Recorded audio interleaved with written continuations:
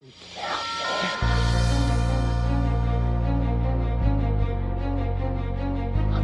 out, man. You can't handle the truth. You can't handle the truth. What do all men in power want? More power.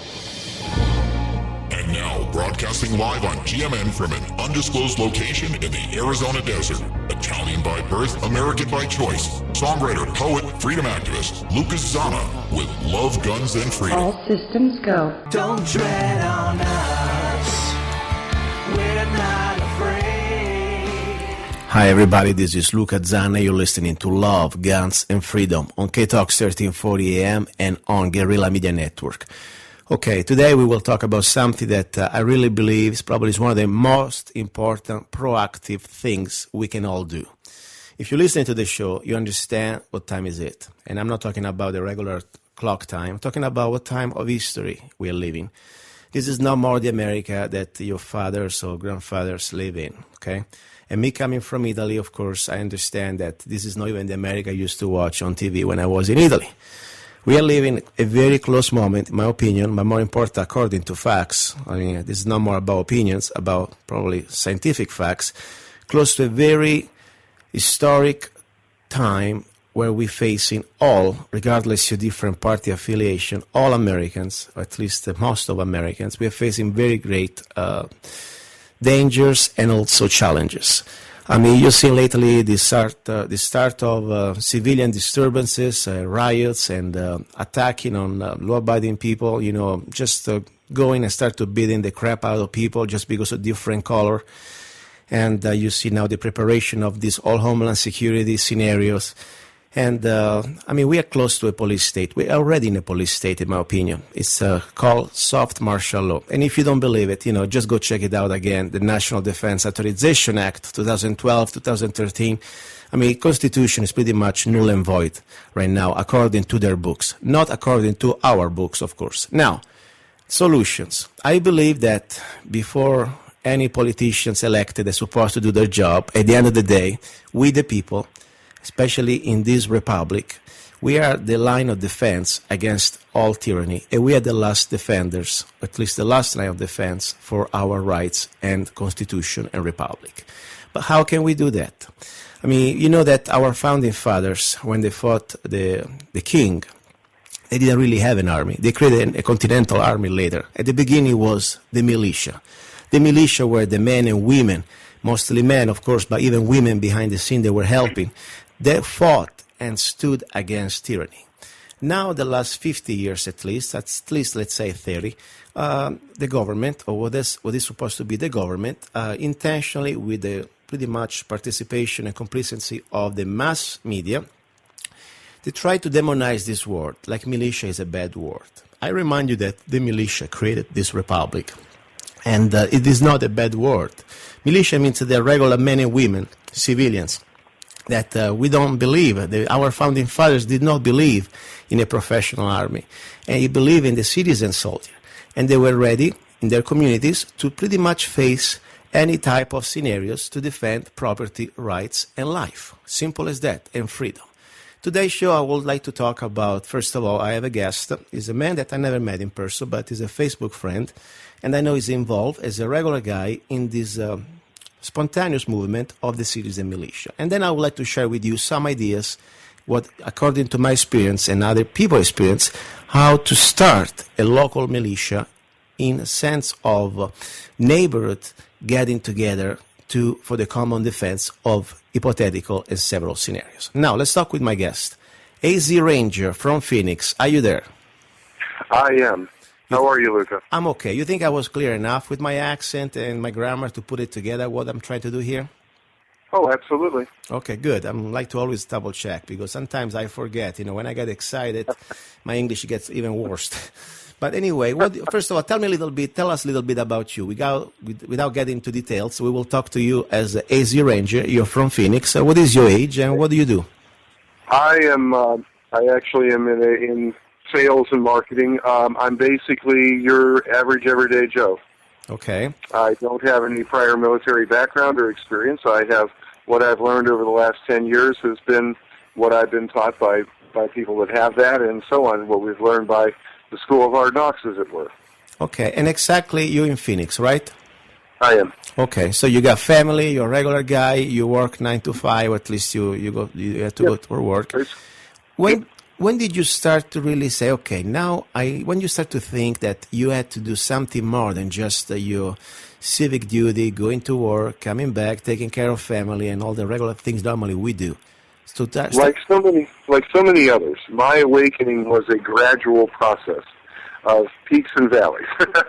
Mm-hmm. And it just kind of, I mean, way back when, during the Cold War. I mean, I'm old enough now to have been a part of that, as it were. And even during that time, I saw that there were issues going on that didn't look or smell right to me at that point. But you have the peaks and valleys, and you have all the various instances of, well, for lack of a better word, governmental abuse that has happened.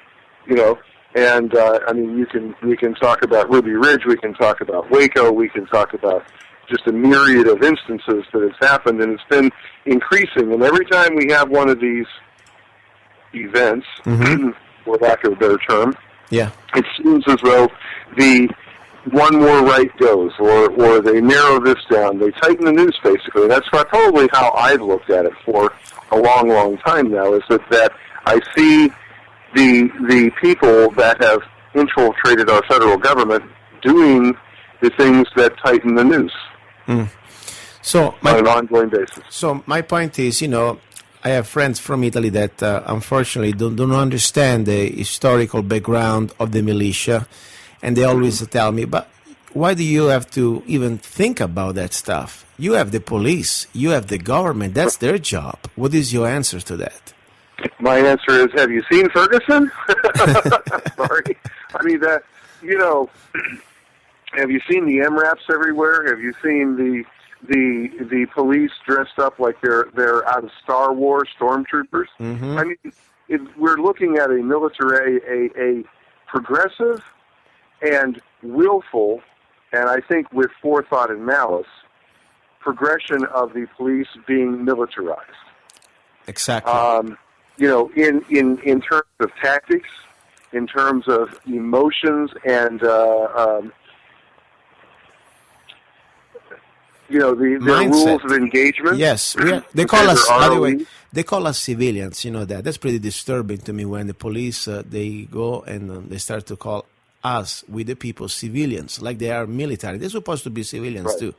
And that's where we are. They are supposed to be civilians, exactly. They are civilians, and they work for us. But they just have forgotten that. Let's not forget now that there is, not just today with Obama, the last 20 years, there's been a very big trend of federalization of the police. So much now Obama is trying to create a czar, a police czar, pretty much where they create and control all the different police force is supposed to be independent, delegated to the state, to the city government.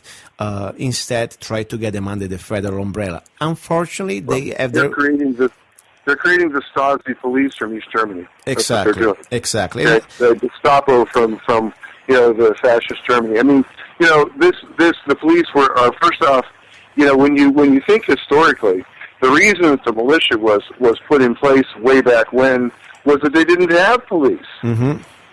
Police were never part of the equation that our forefathers had in mind. They may have had a constable, which would be the equivalent of our sheriff, but he was supposed to be elected, but certainly not having an ongoing or full-time staff. Okay? So he was there, and he would bring people in to help when it was needed, but they weren't to create. It wasn't the idea of it was not for it to be a full-time job. I mean, the constable they ran the grocery store, they ran the Joe store, they had a mill, they had they had their own farm, whatever it was, and they did the constabulary functions as a sideline, as part of what they would feel their civic duty was.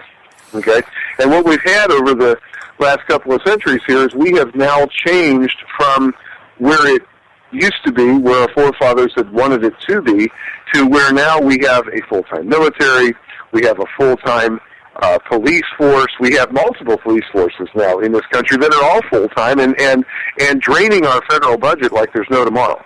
Exactly.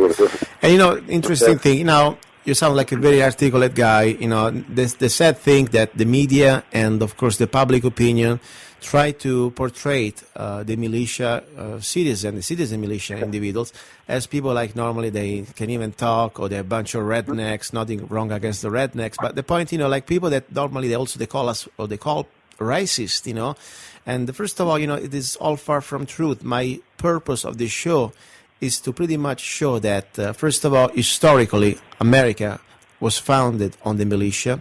And militia, it is not a bad word. And more important, let's start to think that it is also our right and duty. For example, in the state of Arizona, you know very well probably that in our Constitution, also in our Arizona Revised Statute, the militia is divided in the organized militia and the unorganized militia. And everybody between 18 and 45, it's pretty much already enrolled into the militia. So even for people that say, oh, how dare you to be a militia? By the way, if you live in Arizona, you're also part of the militia.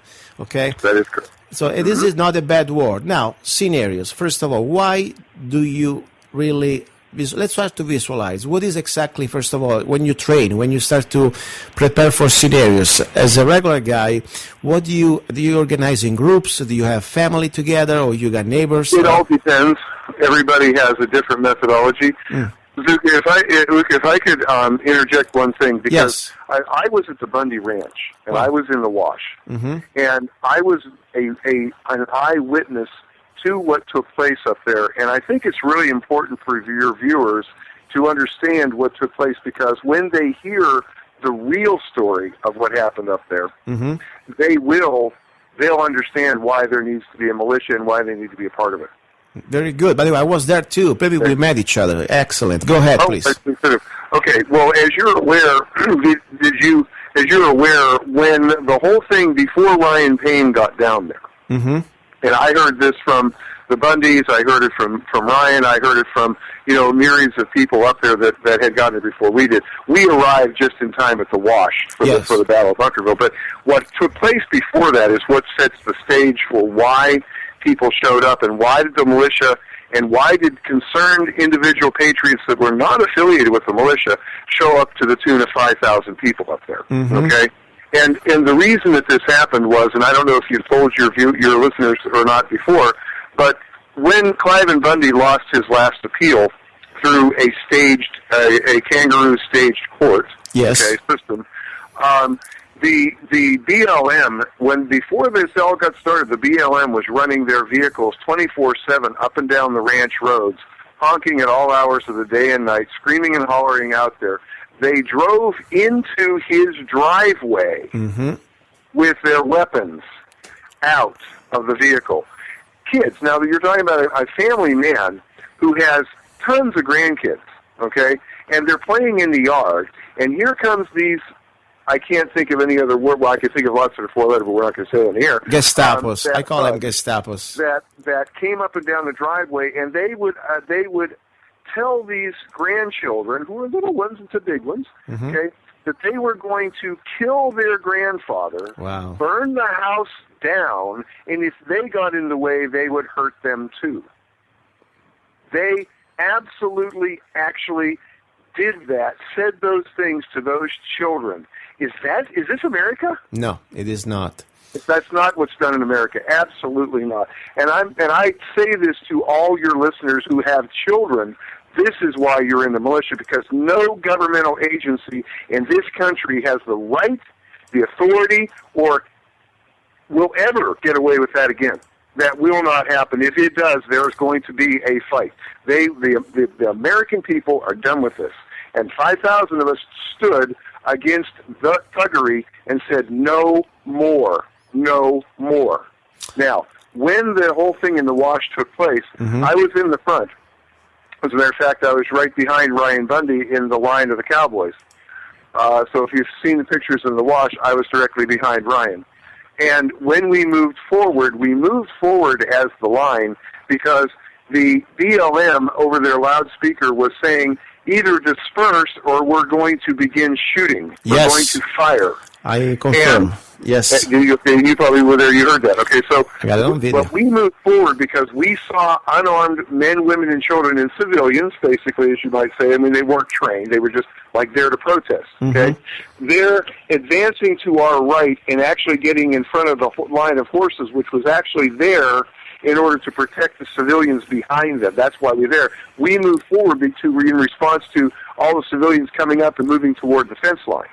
Okay. Yes. And it started to get really ugly because I can tell you I was 10 yards to, well, if you're facing where the BLM was, I would be 10 yards to the right of Ammon Bundy when he was arguing with the not BLM employee, but the black bearded operator, special forces operator, yes. who was there working on behalf of the BLM. Yeah. Okay.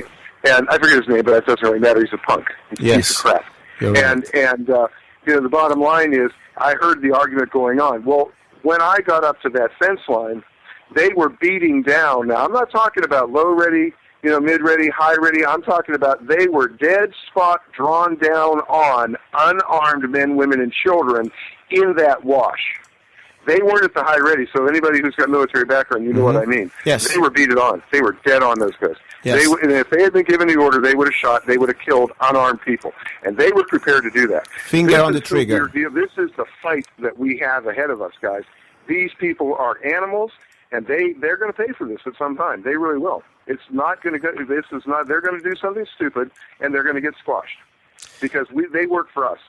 I understand. So, and right now they're working for the international bankers, and they pretty much control. But yes, they do. They certainly, but they're going to find out who the real bosses are. Exactly. Because I want to tell you, when we saw that happening, the trained guys, the guys mostly from Arizona, by the way, because we actually know what we're doing. We've been working for a long time together. Our guys got up on the high and the low sides on both sides. We had those guys in a high-low crossfire. And when the operator saw our guys up high on both sides underneath the aprons of the bridge and down low behind where they were in cover on both sides, all areas they were under cover, and they saw them down there where they couldn't get to them, that's when the whole tone changed. That's when they backed down because they were dead men. I understand, and I agree. That's the bottom line.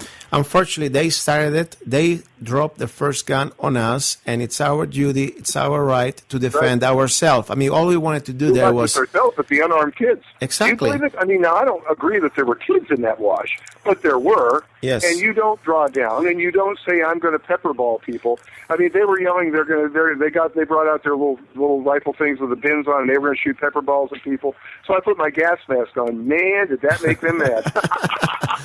Because I was right by the gate, right by the fence there, and they could see me put it on, and they saw me bend over, pick it up, put it on, and everything. And I made a show of it so that they knew that I wasn't going for a weapon, right?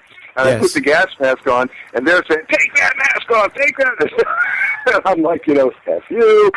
I'm not doing that at all. Listen. And they went back and forth for quite a while.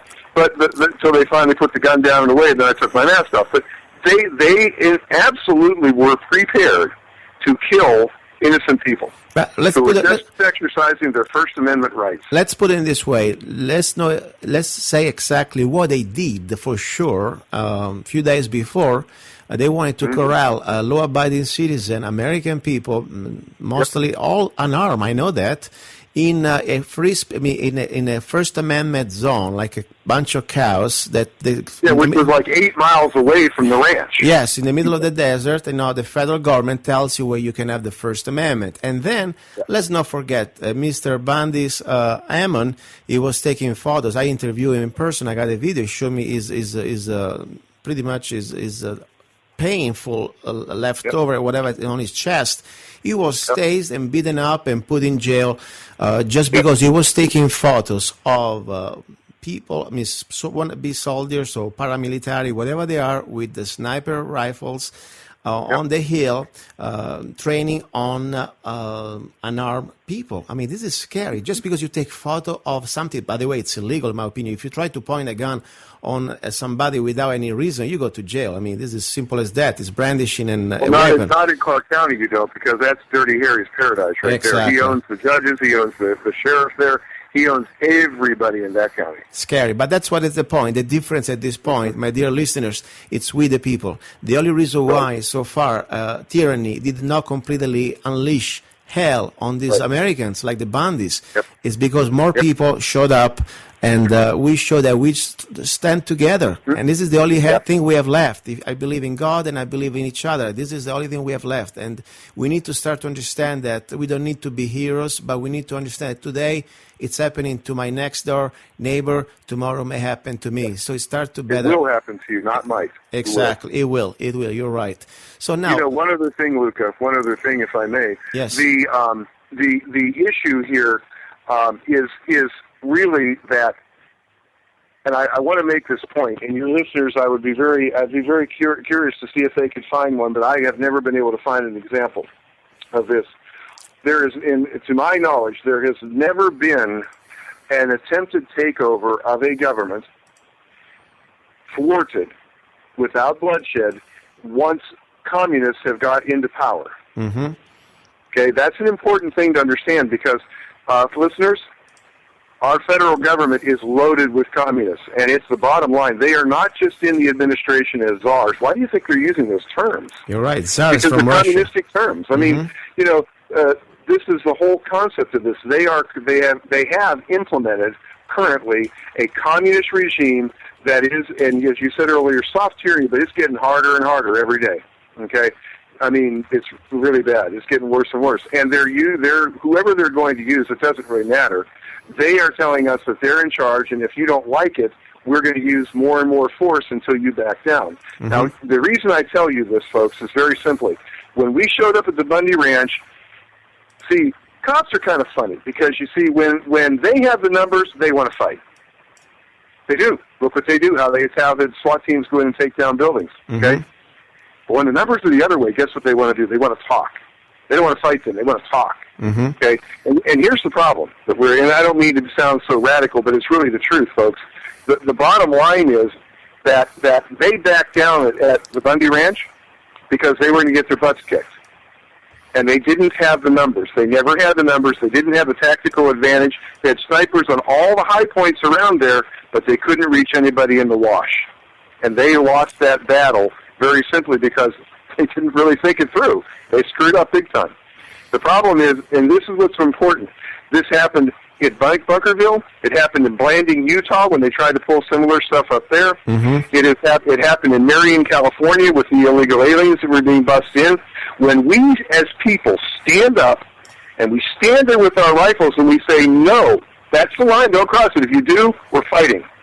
They will back down every time.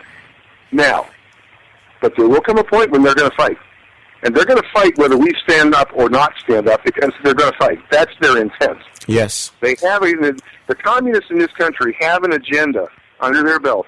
They intend to take this country right down the road of Venezuela, right down the road of East Germany. They're going to take this country and turn it into a dictatorship.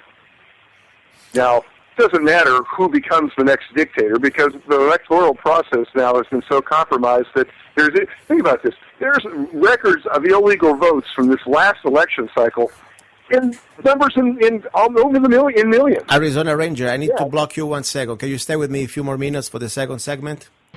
For sure. Okay. Stay tuned, don't go away. You're listening to Love, Guns, and Freedom with luca-zanna. You're listening to Love, Guns, and Freedom with luca-zanna on Guerrilla Media Network.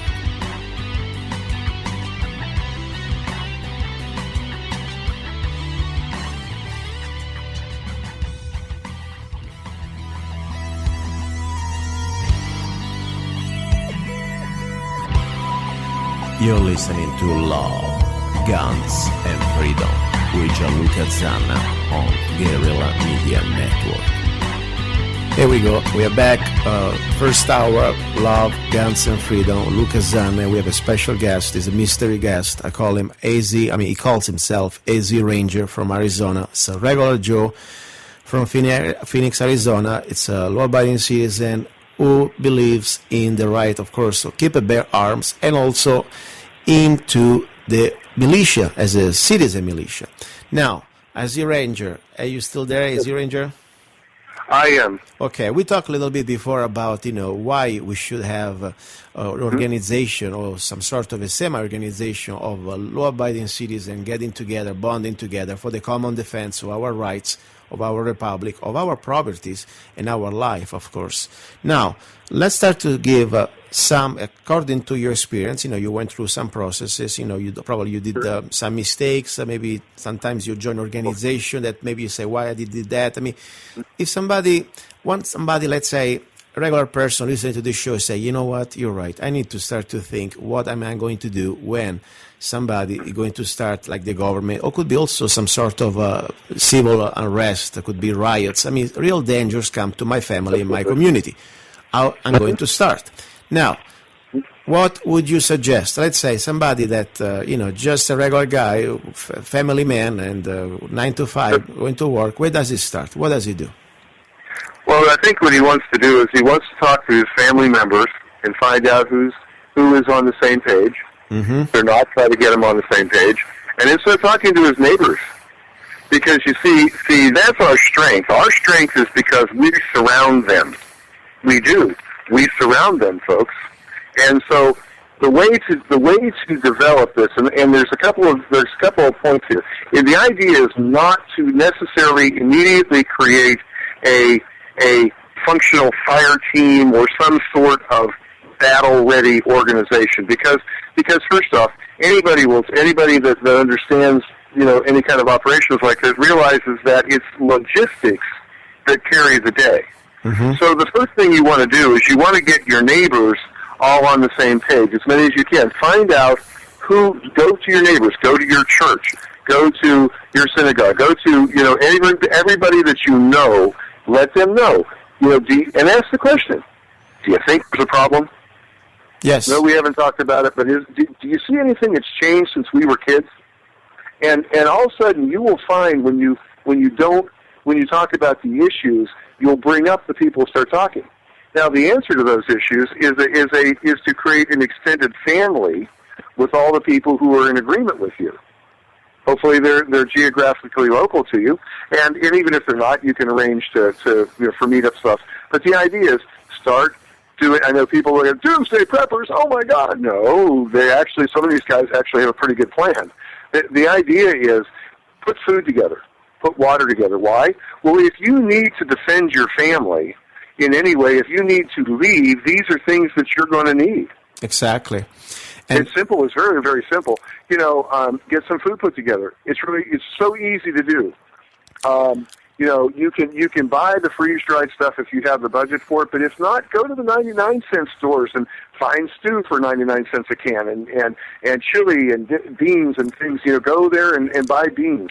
The idea is it doesn't have to be expensive. It doesn't have to be where you're dropping $3,000 right off the bat. Don't do that. The key is to start now. Arizona Ranger, if I like to share also my personal, experience, I really believe that the first weapon we have, and once we acquire it, we must use it, is knowledge and share the truth, the information, because we will lose this battle of this republic when most of the Americans will be ignorant and they will pretty much watch silently when some of us, we will be pretty much forced to defend our rights. When instead, the average Joe or the average Jane out there understands the fraud, understands that we've been taken over, understand what means the term false flag, understand what means a takeover from within, and this is no more the America, well, we the people, but became pretty much a shell for international corporations, and a private Federal Reserve will pretty much control our government.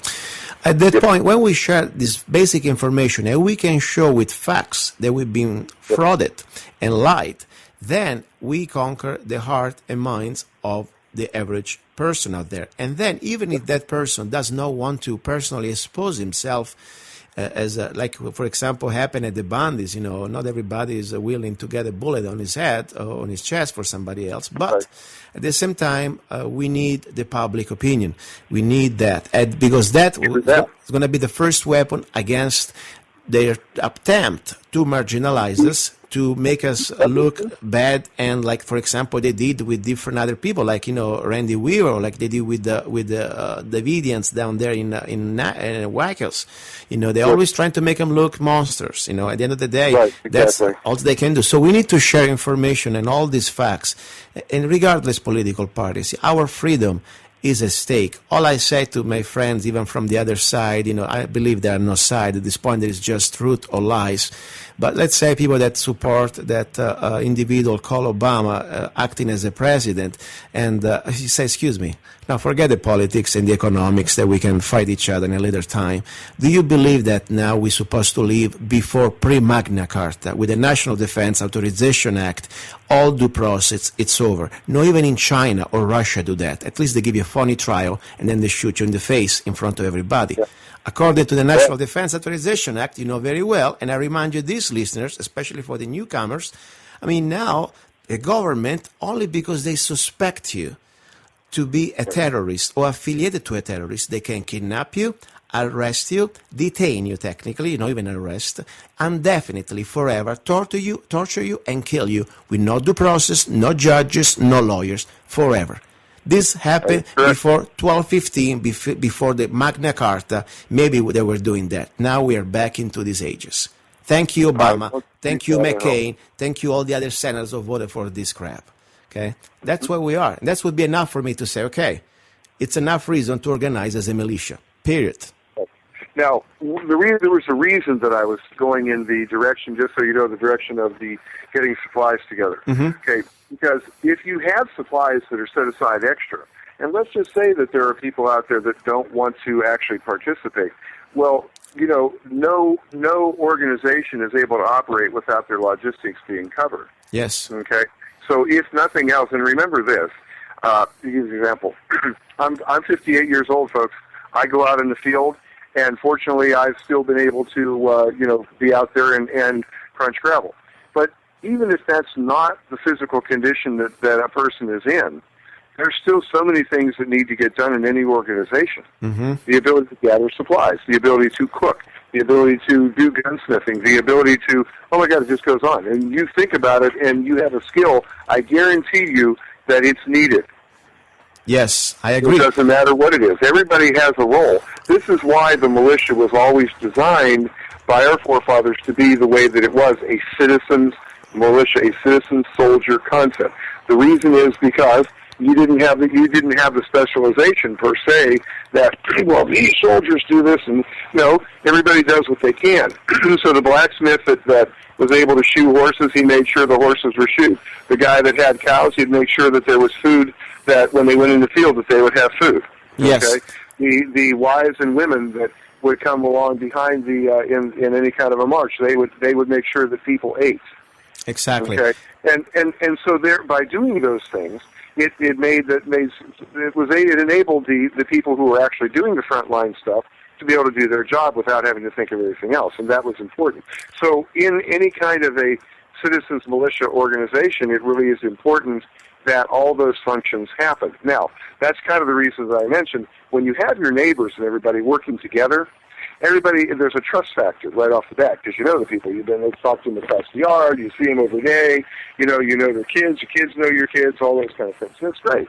So that's where it makes a lot of sense to develop the initial infrastructure. And then, of course, when you begin to train, we've always trained using your basic Army techniques. Mm-hmm. Shoot, move, communicate. So we don't shoot right off the bat. But it's the techniques of how you move, how do you patrol, what are you looking at, what are you doing, how do you talk on the radio, what radios are good, and so on and so on, all those things. But you start somewhere, and you're not supposed to know all this right from the very beginning.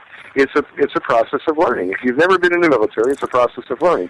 If you've been in the military, then the best thing to do is grab a bunch of guys and men and women and families around you and start working together. Exactly. And there are a lot of veterans out there that we know very well why. Now they're on top of the list of Homeland Security as potential domestic terrorists because they know veterans, first of all, in my opinion, especially most of the veterans, they had the balls to commit themselves, to risk their life, even in good faith, even when they were blinded, to die for their country. Of course, they've been frauded, many, we know that, but the point, they had good intentions, okay? And when they come back home and they see the fraud that's going on, and they know the truth, and they have the training, when you got 20 millions of these veterans hanging around, if you're a tyrant, you should be very worried, and I hope so.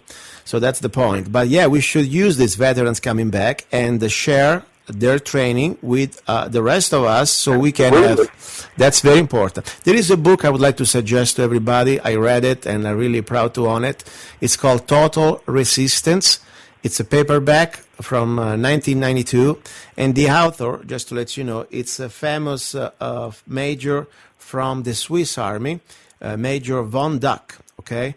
And it's an incredible book, pretty much explain that why in Switzerland, of course, there is not really an official army. It is called the Citizen Army, and every one of them, not just the people that enable to carry a rifle, but as you were saying, even children, elders, everyone has a role. Everybody can prepare for something. Everybody has a function. Everybody is important to defend the country and freedom. That's the point. So I think it's a great book. That's called Total Resistance. You can get it on Amazon, wherever you want. And I think it's great information, practical information. Now, I would like to thank you, first of all, for being here today with us, sharing your experience. And I would like to ask you one more question before you go. Do you belong right now to any group, or you're pretty much just with your friends or family members? How are you organized right now? I belong to several different groups. Okay. I have a group that I work with that do prepping. Okay, and food store. We have a whole process that we've actually developed a family relationship with everybody, and some of the guys from militia groups that I've worked with are in there. Really, it's been pretty cool.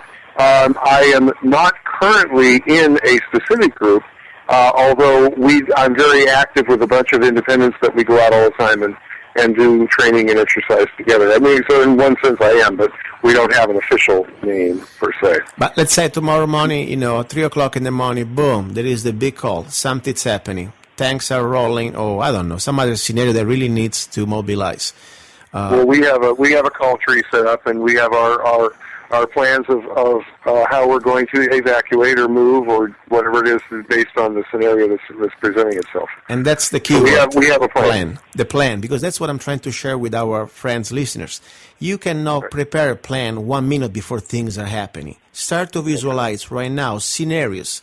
It doesn't need to be just the United Nations troops coming from the sky or a Red Dawn. Could be many other things. Could be a gangs. Could be some sort of a civil unrest. Could be tomorrow there are no more checks from welfare and everybody's in the street rioting. I mean, coming to people's home, breaking into people's homes. Have a plan. Visualize that scenario. Yellowstone could be going off. Yes, exactly. That magna chamber in Yellowstone, if anybody doesn't know that, it's been rising steadily.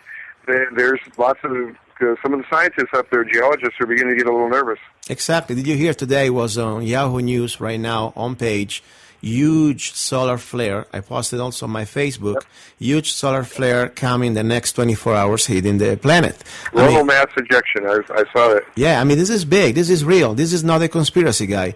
And if people want to say, okay, when things happen, that's fine. That's your choice. As I said many times, you can ignore reality, but will not be able to ignore consequences of reality.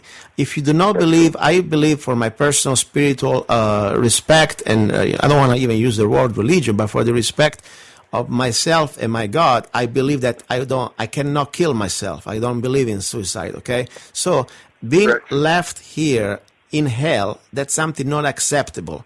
If I'm not afraid to die, and when the time comes, will come, and I will accept it, and probably it's going to be a better place without taxes and all this stress here. But regardless, I digress. The point is, if we're stuck here in this planet, and you don't have a plan, a basic preparation, I don't think anybody ever tried what means really in America eating out of garbage cans or cooking rats or pets and drinking out of sewer water. And I didn't do that either, fortunately, but I know people who did, like some of my family members during World War II had to do things that were very disgusting and sad against the dignity of a human being. So we never tried that stuff. And we hope never... If you want to see a good example of that is Bosnia and Croatia in the 80s. Exactly. Oh my gosh, that was horrific for some of those people over there. They were starving. I mean, women prostituted themselves for a potato. I mean, you're talking, it was bad over there. Exactly. You remember that? Exactly. I remember that. I was in Italy, but I was watching the news. Even, of course, then I was young and dumb a little bit, but... that's the point. So listen, I'm glad you called. I mean, this is important. You're the average man that really understands what's going on, and that's the point, because every one of us can do it. Every one of us should do it. First of all, learn. Everybody, because it's the defend of this freedom and the republic, it's upon all of us. And you don't have to have a rifle to do that. You start, first of all, with knowledge, love, and commitment for this country and for your fellow Americans. First of all, sometimes, I saw the most powerful act when we were there at the bandits on the front line, where men and women facing these thugs pointing guns at us, and we're not even flinching. They were almost smiling at them, and we were singing, God bless America, or whatever, USA, and screw you, seriously. And we were laughing at them. That's the most powerful weapon. Of course, we have people behind, thankfully, with rifles. But the point is, when the tyrants see, they can see that we are not afraid of them, and we completely draw the line for real. This is no more a game. We're already winning. We are winning there. That's my point. That is how we win, by the way. Exactly. By cowering and hiding and everything, we lose. Exactly. See, like cockroaches. Exactly. Dictators and their minions cannot operate in the light of day. They can only operate in darkness. Exactly. Think about that. All these bad laws and all that they've passed were always done on weekends and at night, late at night. Think about that. That It is true. almost every time. Look at when the Federal Reserve Act was in Christmas of 2012 or 2013. I mean, it was the last day when everybody was gone, and there were, of course, no internet, no cell phone. And we know the story. And the worst pieces of legislation, they all passed like that. The Patriot Act and all this stuff. It is true. It is true. Listen, and your Ranger family can really get involved because, I mean, I've got two grandsons that come out and run around and train with us. Wow, that's great. And they love it. It's like their video games come to life and they go, oh my God, and it's great, and they love it, and they have a blast.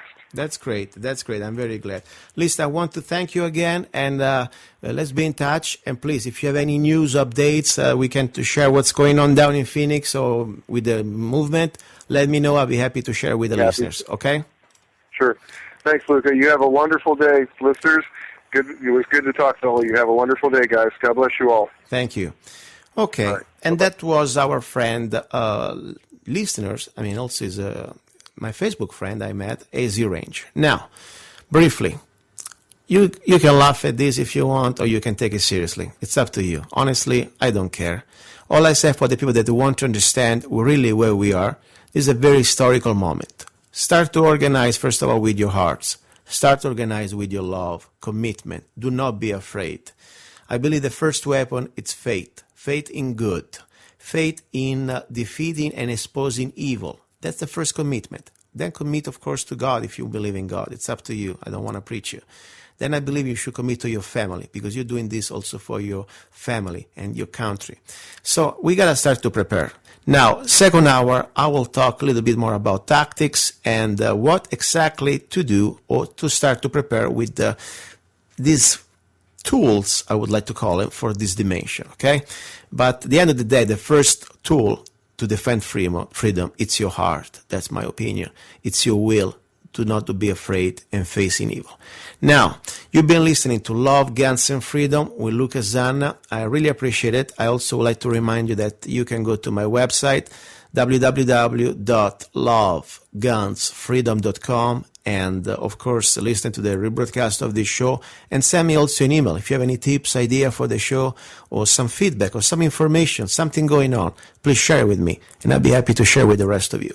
Stay tuned, don't go away. Now we're going for hours number 2. It's going to be more about how to organize a militia and some training and some great ideas of guns. If you love Ciao. wealth better than liberty, the tranquility of servitude than the animated contest of freedom, go from us in peace. We ask not your counsels or arms. Crouch down and lick the hands which feed you. May your chains sit lightly upon you, and may posterity forget that you were our countrymen. The line in the sand, you know the time is coming. The line in the sand, are you going to watch while we're fighting? The line in the sand, just tell me now where you're going to stand. How much more you're gonna take it? How much more you're gonna fake it? Now you decide what you'll do when they come. They'll come for you.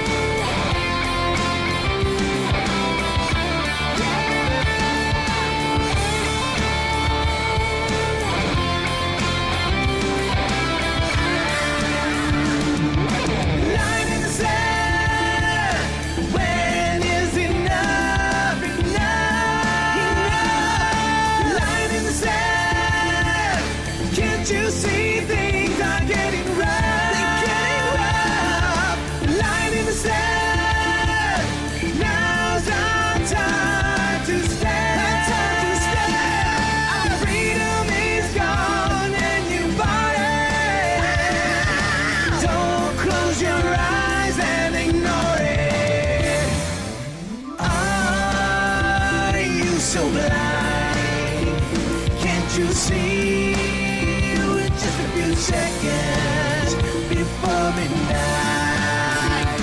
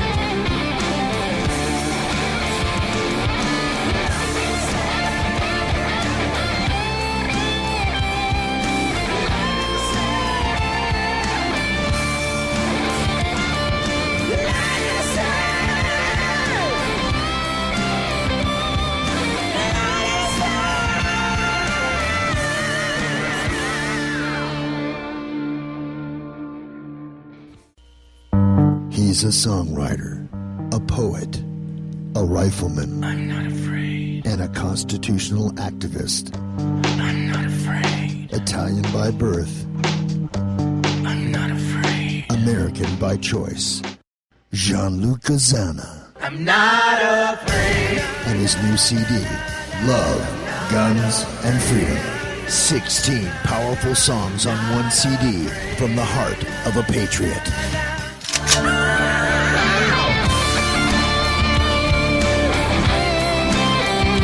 For download or to order the CD, go to www.lovegunsfreedom.com. That's www.lovegunsfreedom.com. Lyrics for your mind, music for your heart. Gianluca Zanna's new CD, Love, Guns, and Freedom. Here we are back. Our number 2, we love guns and freedom. Well, now we talk about guns. And today's show, I would like to share with you a little bit of news about guns, news, Second Amendment news, and also the guns of the militia, or at least what guns law-abiding citizens should start to take care, start to get to organize for a citizen militia. A little bit of everything. Now, first of all, a little bit of news. There is very disturbing facts that if we don't understand the gravity of the situation, I believe there is no motivation to get involved. I mean, I would like to remind for example, people who live in rural America. Sometimes they think, I'm here outside, away from the big cities. I want to be left alone. And after all, I just want to mind my business. I want to raise my kids and take care of my little piece of property and maybe grow some food. Nothing wrong with that, don't get me wrong. But unfortunately, trust me, not because you don't want to have problems will come to you. This is a fact. There is something that we should know, or at least we already know, many of us. On June the 9th, 2011, Mr. Obama, I refuse to call him president, Mr. Obama, piece of garbage, signed his 86th executive order. Pretty much probably many people doesn't even know about it. It's Executive Order 13,575. It pretty much is designed to begin taking control of almost all the aspects of all the people who lives in the rural America. Yes, and it's called the White House Rural Council, okay? Council of Rural America. If this executive order, pretty much, that's what it says. Section 1 of 13,575 states, Section 1, policy. 16% of the American population lives in rural counties. Okay? So listen, people who are living in the counties. Strong, sustainable rural communities are essential to winning the future and ensuring American competitiveness. When you hear the word sustainable, you must start to freak out. Seriously? This is a word, pretty much a keyword for the United Nations Sustainable Development, known also as Agenda 21, where pretty much there is a plan of global communism to take over private property and resources. Food, water, land does not belong anymore to the people, but belong to the state. They say the humanity. But this is not true. Pretty much just going to be controlled by few private corporations or bankers. I don't care, even if it was the collectivist. I own the land, it's my land, leave me alone. To make you understand exactly, this already happened in the past. If you think about Stalin during the Russian Revolution, Bolshevik Revolution, and the aftermath, I mean, they started to pretty much confiscate property privately owned by small farmers, and they sent the army to kill them. Simple as that. They starve them out first, and then they kill them. So there is the new way to own property. It is no more the individual, but it is the collectivist. Okay? This is pretty much what is in plan for us. You understand that under this Council of Rural America executive order of King Obama, there are many agencies now involved into this executive order in this council. Among these, Homeland Security and the Department of Defense. Why in the heck you have armed soldiers, the Department of Defense, Homeland Security, in charge of rural America? Why you think they are so concerned to pretty much pass gun legislation for gun confiscation and gun registrations? Because they know guns is the last thing we have between complete tyranny and our rights. The moment that they disarm us, they will go after us in full force. I know, some of the people still want to say this is a bunch of extremist conspiracy theorists. I wish you were right, don't get me wrong. I hope you're right. I don't want this to happen. But I'll tell you something, right now, United Nations and Agenda 21 is already a reality. There are many counties in America, they already pretty much embraced. And you know what it means, Agenda 21? It means that when you start to see that on your land, there are new county or new city ordinances that you are no more than just a slave. You're paying the rent, called property taxes, but pretty much you have no more control of your land. You must ask permits more than ever, and fees that you have no idea, and the water, let's start with the basic things. They're going to start to charge you by the gallon. Now, this is the start to, I want to bring this in the second hour when it comes down to guns, because when we go train, when we go start to say, okay, I want to train with my guns, with my rifle, with whatever weapon I can have access to. This is not for hobby.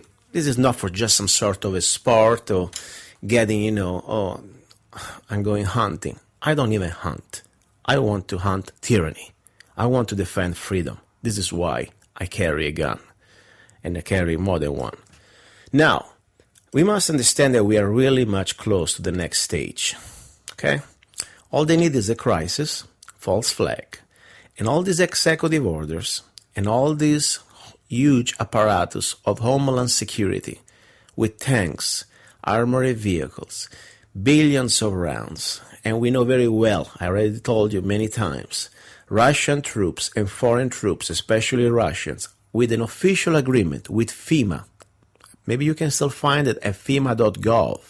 There is a link. In case of any type of a national emergency, Russian troops, they will patrol and keep the peace on U.S. soil. This should freak you out. And I already told you before, the National Defense Authorization Act. Period. Now, solutions. Being aware. First weapon, the truth. First weapon, to be not afraid. Okay? And sharing the truth, because you are the weapon. The tool, like a gun or a rifle, is just an extension of your will to stay free. But now we need to talk about the tools. So let's talk about guns. So when we visualize the fact that we are all in danger, I don't care if you live in a city, by the way, you're going to be probably the first one to be completely in bondage.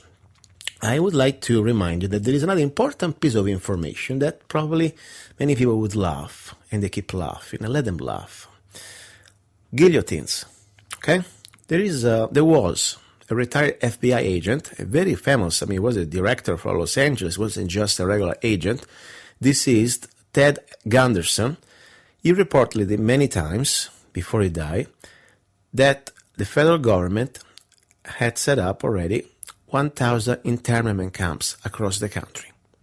By the way, this is official news. Rex 84, you can pretty much Google it. Now the National Defense Authorization Act, and there was also a bill a few years ago, Congress bill, that pretty much officially was also brought up by conspiracy theory, what is his name? Former governor from Michigan. Anyway, it's official news. It's in the laws. There are official camps, FEMA camps, already ready to be activated. Now, there is also now this new news that is not really news, going for a while, of 30,000 guillotines. People think, okay, this is crazy. Why? What the heck? The government has guillotines? Unfortunately, it is true. Now, I will post an article on the website lovegunsfreedom.com on today's show. Pretty much shows you documents and facts why these guillotines are there. I would like to remind you that when the evil is ready to expose itself, it won't go halfway. When evil has the control of every aspect of the game, it will deliver evil in full strength. Think, for example, let's say, nobody can attack us. Japan supposed not ever to attack us. But when they had a chance, they don't care about ethic or agreements or international treaty or anything else. They will come. Now, this is something just to give you an idea. The guillotines, something that you need to start to think why the government should have 30,000 guillotines. When you find out these are official documents and they are there, you should wonder why. Why the government should have so many billions of hollow point rounds. Why? Why they should have all these vehicles, armored vehicles on U.S. soil. Why they are so concerned about taking our weapons. If you still believe this is Kansas, no, this is not Kansas anymore. If you believe this is Kansas, go. Go in peace, and I wish you well. But for people that understand there is something wrong here, we need to start to prepare. Now, First of all, as I said, we need to start to organize. Organize means a neighborhood level, okay? Start to know your neighbors. Start to share information and start to see the reaction. As I said, the weapon, you are the weapon. Your heart, your commitment to truth, to freedom, to America, your love for your family and country. This is the most powerful weapon. Yes, we will talk also about guns, but this is for me the most important thing. If we do not spread the truth, that's the purpose of the show. I'm not here to try to scare you or to entertain you. I'm just trying to share facts.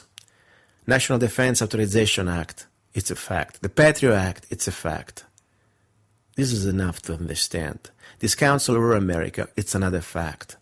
Mr. Obama, I don't need to tell you what he's doing, what has been doing the last 6 years. I like Bush, don't get me wrong. Bush started it. I'm not partisan here, okay? Bush was the precursor of Obama.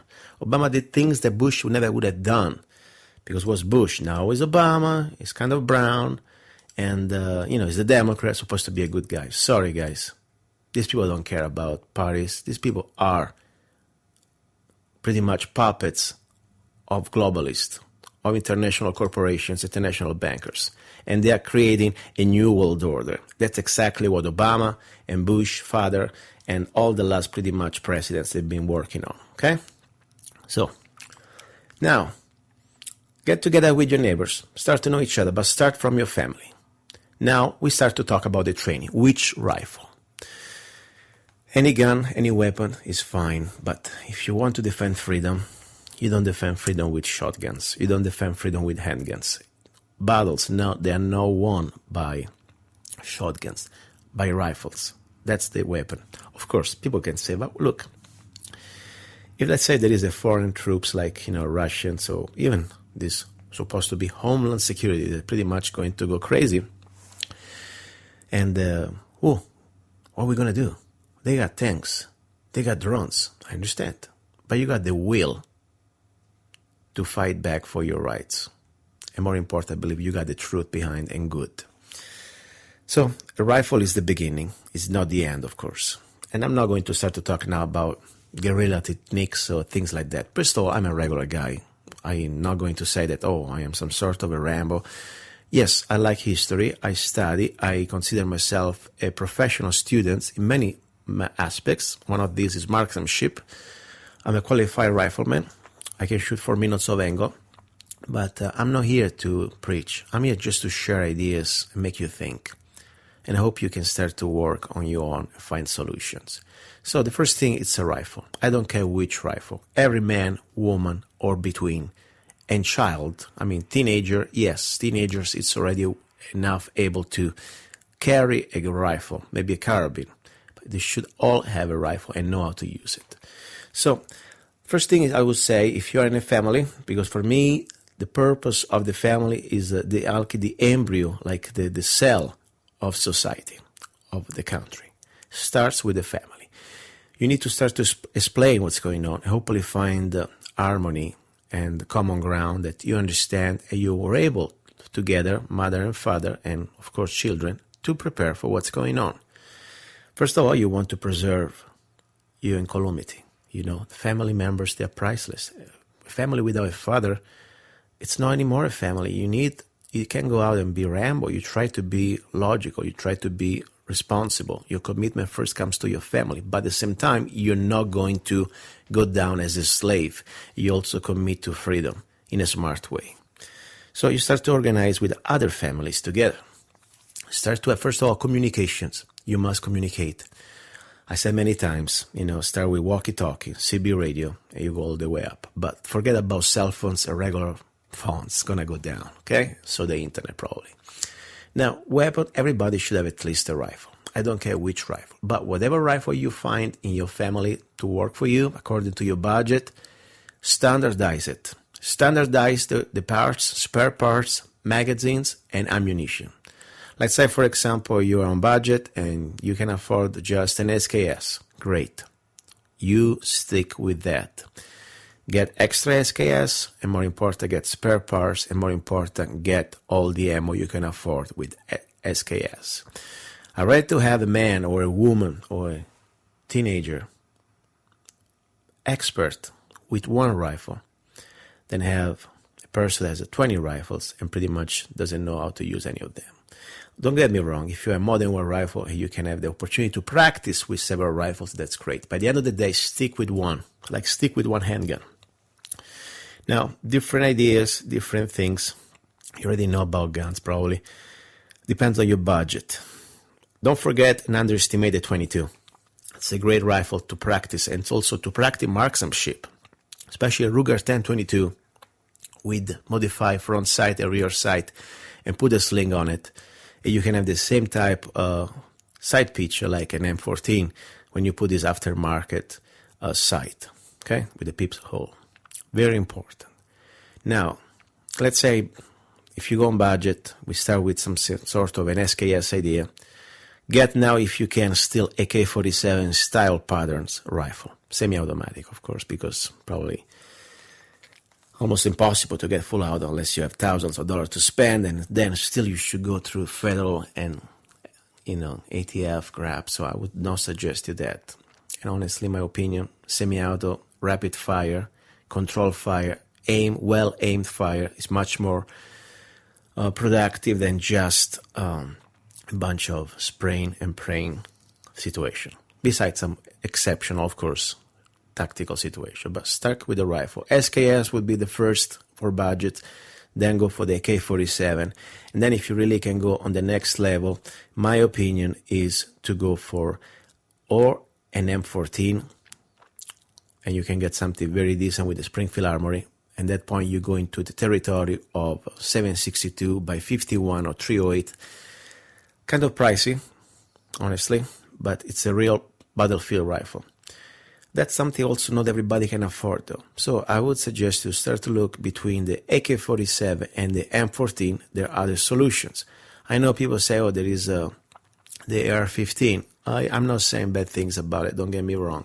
I mean, AR-15, but we talked several times before, can work very well with, on flash. But when you start to go into objects, walls, my opinion, the penetration is not there anymore. If you need to take a game for survival, you don't have anymore the type of knockdown power that you need. So, but that's the rifle you have, work with that. As I said, though, in your family, if you're gonna be your rifle, standardize it, extra spare parts, and more important, ammunition. Now, something I already talked in the past, the AK-74. It's a great compromise, 5.45 by 39. Russian round, especially if you get the original Russian surplus, still available on J&G sales in Prescott. Steel core, unfortunately, ATF now is banning them because it's supposed to be illegal. Yeah, of course, the government can have drones and can knock you down from 30,000 feet, and they have all these armored vehicles, and they worry about your little steel core Russian rounds, but doesn't matter. Get them now till you can. What I like about the AK-74, it's the same principle as the AK-47, same type of mechanics, about the controls, but you have a round pretty much lighter that is pretty much straighter and less recoil, and with the steel core is amazing.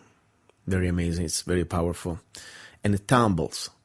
So not only it goes through walls and steel, but also tumbles on flash. You have to see some videos of that. I will shoot some of that. It's incredible round. And the K-74 is affordable, at least still affordable. You can get for $500 great rifles there. So great for women and great for children. I mean, everybody does have a big body. And don't get me wrong, if you can standardize on that, that's great. I like that.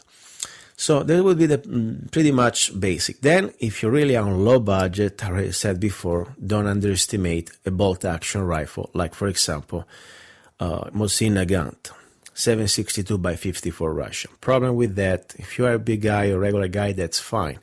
If you are like a teenager, little too much recoil. If you're a woman, takes a little more. The good thing about those rifles, they have a powerful cartridge. The rifle is very inexpensive. You still can get very good rifles for like $120. And rounds, they are cheaper than .308. You can get them for about 25 cents around, steel core. So, and the good thing about those rifles, you can keep an enemy at the distance of what the rifle should be, 500 yards. Normally with the AK-47 or let's say SKS or even AR-15, yeah, you can reach 500 yards, but pretty much, first of all, the cartridge loses much of its power and there is a big dropping, okay? And of course, with the sight, it's going to be kind of hard to hit it with an AK-47 or even SKS 500 yards, unless you're really, really skilled and your rifle is pretty much very tuned in, okay? Tune up, excuse me. So, but doesn't matter. Whatever rifle you will choose, do not forget, you are the weapon. Your will, your love for American freedom is the weapon. So this is pretty much the first part, talking about rifles, the rifles to organize. But more important than it comes down to training. Because this is not going to be like you go to a range, sitting down on the bench and shooting a paper that doesn't move. No, you need to start to think, first of all, how to carry your ammunition, how to carry your extra water, how to carry your basic things you may need on the field if you need to defend freedom and America. So, loading gear, vest, whatever you want to call it, little backpack, how are you going to carry the water? How are you going to carry the extra ammunition? Are you familiar with your gear? Are you ready to also have, if in case you need, a basic of fighting skills? This is not a game. This is not like a hobby. This is not like a video game. Once you go in, when you cross the line, there is no way to come back. So start to think about it. This is a scary scenario, honestly. Think about our founding fathers. Now, let's just go back and stay tuned. Don't go away. We have a little break. And I'm going to talk to you now, second part, the second hour, more details, how to organize the militia and how to train together, no matter which weapon do you have. Stay tuned. You're listening to Love, Guns, and Freedom with luca-zanna. He's a songwriter, a poet, a rifleman. I'm not afraid. And a constitutional activist. I'm not afraid. Italian by birth. I'm not afraid. American by choice. Gianluca Zanna. I'm not afraid. And his new CD, Love, Guns, and Freedom. 16 powerful songs on one CD from the heart of a patriot.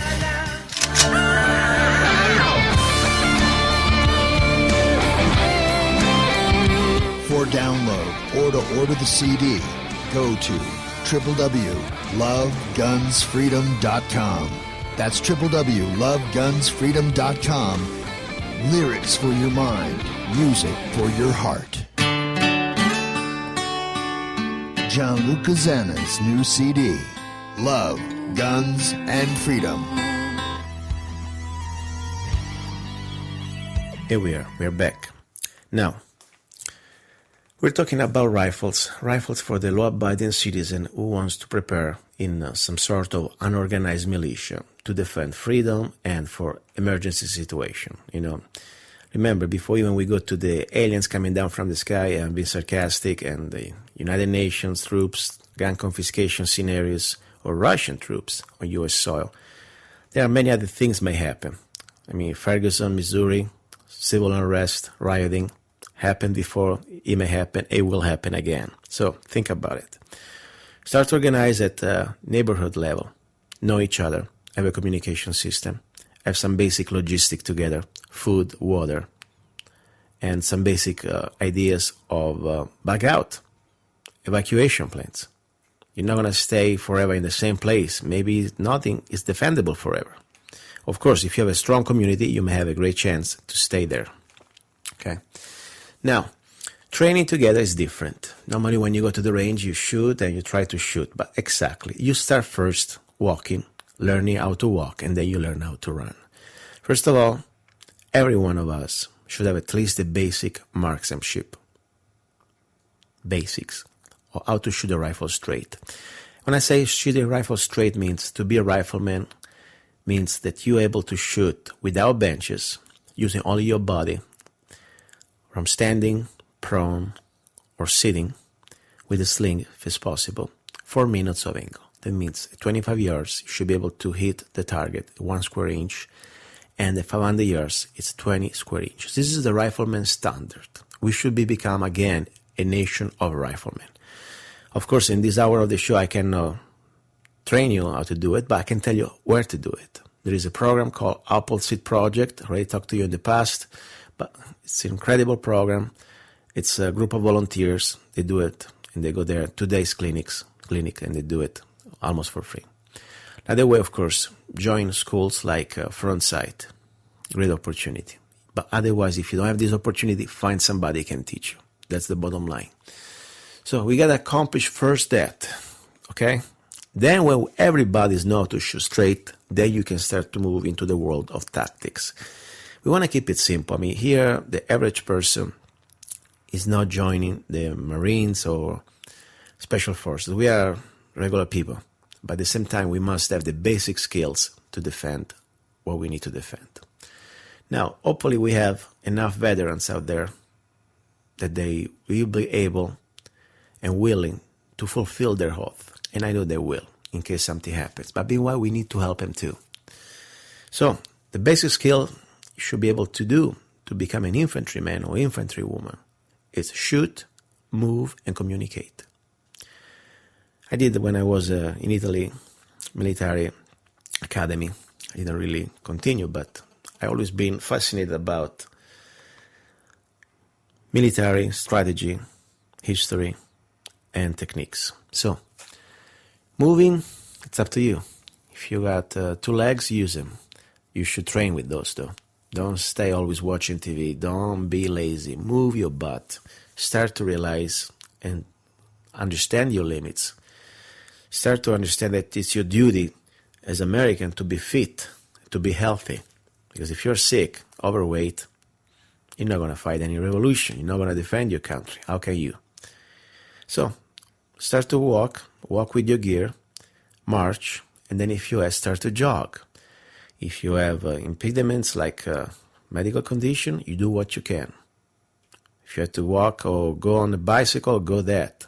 Eventually, you start to think, what is your best way to move? It could be a motorcycle, it could be a jeep, it could be whatever you can find. But start to think about the concept, moving, okay? And stay fit. Communication, start to learn how to use on the field, not just in headquarters position. On the field, basic walkie-talkie. Try to use it with a little headset. It's very important.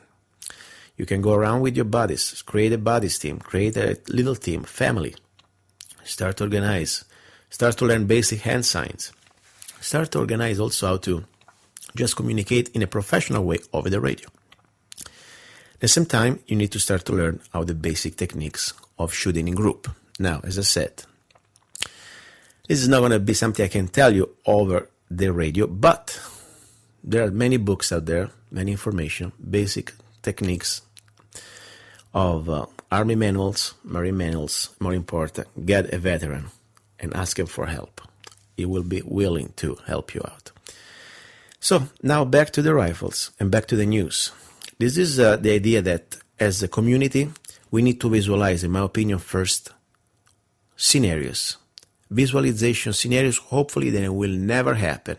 But we need to start to share these scenarios with our fellow Americans and then finding each other, realizing who is with us, who is willing to stand the line together. And this is, of course, going to be on paper because, unfortunately, we will not know until we get there. At least if your heart, if your will is already there today, we have hope. Many of us will stick to our commitment to stand together. And I give you a scenario. You live in rural America. Tomorrow, let's say, the Homeland Security will come at your door, or the BLM, or whatever you want to do, one of these federal agencies, start to say, by the way, now the water, it's a global resource. And you, landowner, you do not own anymore your well, but we will put a meter on your well, and we will charge you by the gallon. Simple as that. Oh, but this is not going to happen here. It's America. First of all, it's already happening. In many states, already doing it. California, it's already happening. So, they tried already in Arizona too. I'm sorry, as I said many times, I'm not a hero, I'm a regular guy, but you're gonna kill me before you're going to put a meter on my well. Simple as that. And I'm not Gandhi, okay? I'm not going to just be passive. I will defend my rights and my freedom. But we can avoid that. We can avoid to go to this confrontation. If we have enough educated and committed Americans standing together on the basic issues like property rights, we can avoid it. Look what happened at the Bundys. The bloodshed was avoided because enough people showed up. Enough people were not afraid. And we had guns, of course. That's a reminder for the tyrants. Okay? So this is very important. Scenarios. So we have the first thing, what if they're going to start to charge you by the gallon? And the water you drink is not anymore your water. You decide. What if tomorrow, and by the way, they're already talking about it, they will ban wood stoves because the king says so. Because, of course, all this scam of global warming, you must not have any more your wood stove because slaves stay cold. Okay? I'm sorry. I'm going to laugh at you. To outlaw my wood stove, you pretty much, I'm going to say again, you had to kill me. Simple as that. I know the word kill doesn't sound very politically correct, but no, I'm not going to comply and I will not give up my stove. As simple as that. And so many other scenarios, like for example, what if tomorrow, if you're a farmer and you do your small family farming operation, they will start to say, like they already do in many states, you must get on your animals an animal ID chip. They're pretty much like an RFID chip directly with a GPS that the government can follow every animal you have, chickens, dogs, and everything else. No thanks, my animals are mine. They're on my property. Again, you have to kill me. Simple as that. And let me tell you something. I want to live. I like life. I have many beautiful things I'm doing in my life. But at the same time, there's one thing for me is more important than everything else. It's my dignity as a free human being, as an American. I'm not going to become a slave because we already let this go way too long. Way too long. By the way, now, you know the situation, we let them go with so many other things. For example, they can put a tag and you must pay a fee because you just own a dog. Now in Bullet City, for example, you must pay for a tax and put a tag and register your cat with the city. Is that disgusting? Why not also your child or your children? Why not also your wife? Register your wife. Why don't they just go to hell? That's what I would say. You leave my cat alone. It is in my property the moment the cat goes out. If the animal control gets it, that's another story if I have to pay a fine. But till it's on my property, it's mine. With the same principle, they can start to ask you to tax you just because you have a bed or just because maybe you have a pair of shoes. It's completely disgusting. Disgusting. So, it's time to, for my opinion, I say, I'm sorry. Civil disobedience is the first answer I have, and I'm peaceful. But at the same time, don't come and bust my private parts, okay? Now, a little bit of news. You know what happened at Kroger, these food store chains, There's a video out there. In Memphis, Tennessee, was September the 6th, 2014, a few days ago. A crowd jumped on this poor human being. And this was an employee. And this crowd completely beat the crap out of this guy. For no reason. No reason. This was like a completely flash mob. Disgusting pieces of cowards. And guess what? Kroger is being pushed by several organizations to completely create a gun-free zone in their businesses. It happened many times now, the last few weeks, few months, Jack in the Box, and I think Sonic, other places. Correct me if I'm wrong about Sonic, but I know that Jack in the Box. And guess what? What if this guy had a chance to defend himself? He was almost killed. Almost got killed. You have to watch the video. I will put it on lovegunsfreedom.com. Nobody did anything. This guy almost died. Maybe there was... By the way, yes, Sonic, I was right. Target, different companies. So anyway, this guy almost died. And what if there was a law-abiding citizen there? It would have made a difference. Okay? Yes. And people say, oh, but there is a crowd. You cannot fight them all. Guess what? First of all, it's my right to self-defense. More important, guess what? Is a bunch of... let's not offend the coyotes. They're worse than coyotes. They work in a pack, but they are subhuman, sub-animals, completely disgusting pieces of animal excrements. That's what they are. Because there is no reason, first of all, to attack an innocent person with violence. There is no reason, but when they do it like that in a mob, not even as a man, one by one, as a mob, and he's on the ground, and you keep beating the crap out of you just because it's a different color of your skin, you are a disgusting piece of garbage. And you deserve to be shot. That's my right of self-defense. And that's what I'm saying. When you have a gun, don't leave it at home. I hope you live in Arizona or states like Arizona. Exercise your Second Amendment every hour of your day. Do not just have your gun in your safe. Wear it also when you are in the house, in the home. Because I tell you something. What do you think is going to happen when the door is going to be slammed? Somebody's maybe on PCP or on some other strange drugs is breaking into your door. Most of the regular doors, pretty much, they are made of paper or wood. All it takes is a big kick and the door opens. Okay? You're going to run to open your safe and get your gun. You better start to be trained to carry your gun. Everywhere you go around, I carry my gun even in the bathroom. Because the gun stays on my pants 24/7. When I sleep, my pants stay pretty much few inches away from me. Okay? That's the way we should start to think. This is not paranoia. This is just preparation. Otherwise, it's better you don't have the gun at all. Because you're not going to decide when and if things will happen. We don't have some sort of psychic powers. It may happen, it may not happen. But if it happens, trust me, Murphy's Law is always there. Probably it's going to happen when your gun is in the safe. Okay? So, this is a general mindset for gun owners. Train, first of all. Be responsible. Be safe. But if you have a gun, you commit to carry it. Don't just do it part-time. So, this is very important. Now they have, of course, the anti-guns crowd. They say we must disarm. We must not carry guns in these shops. That's fine. Guess what?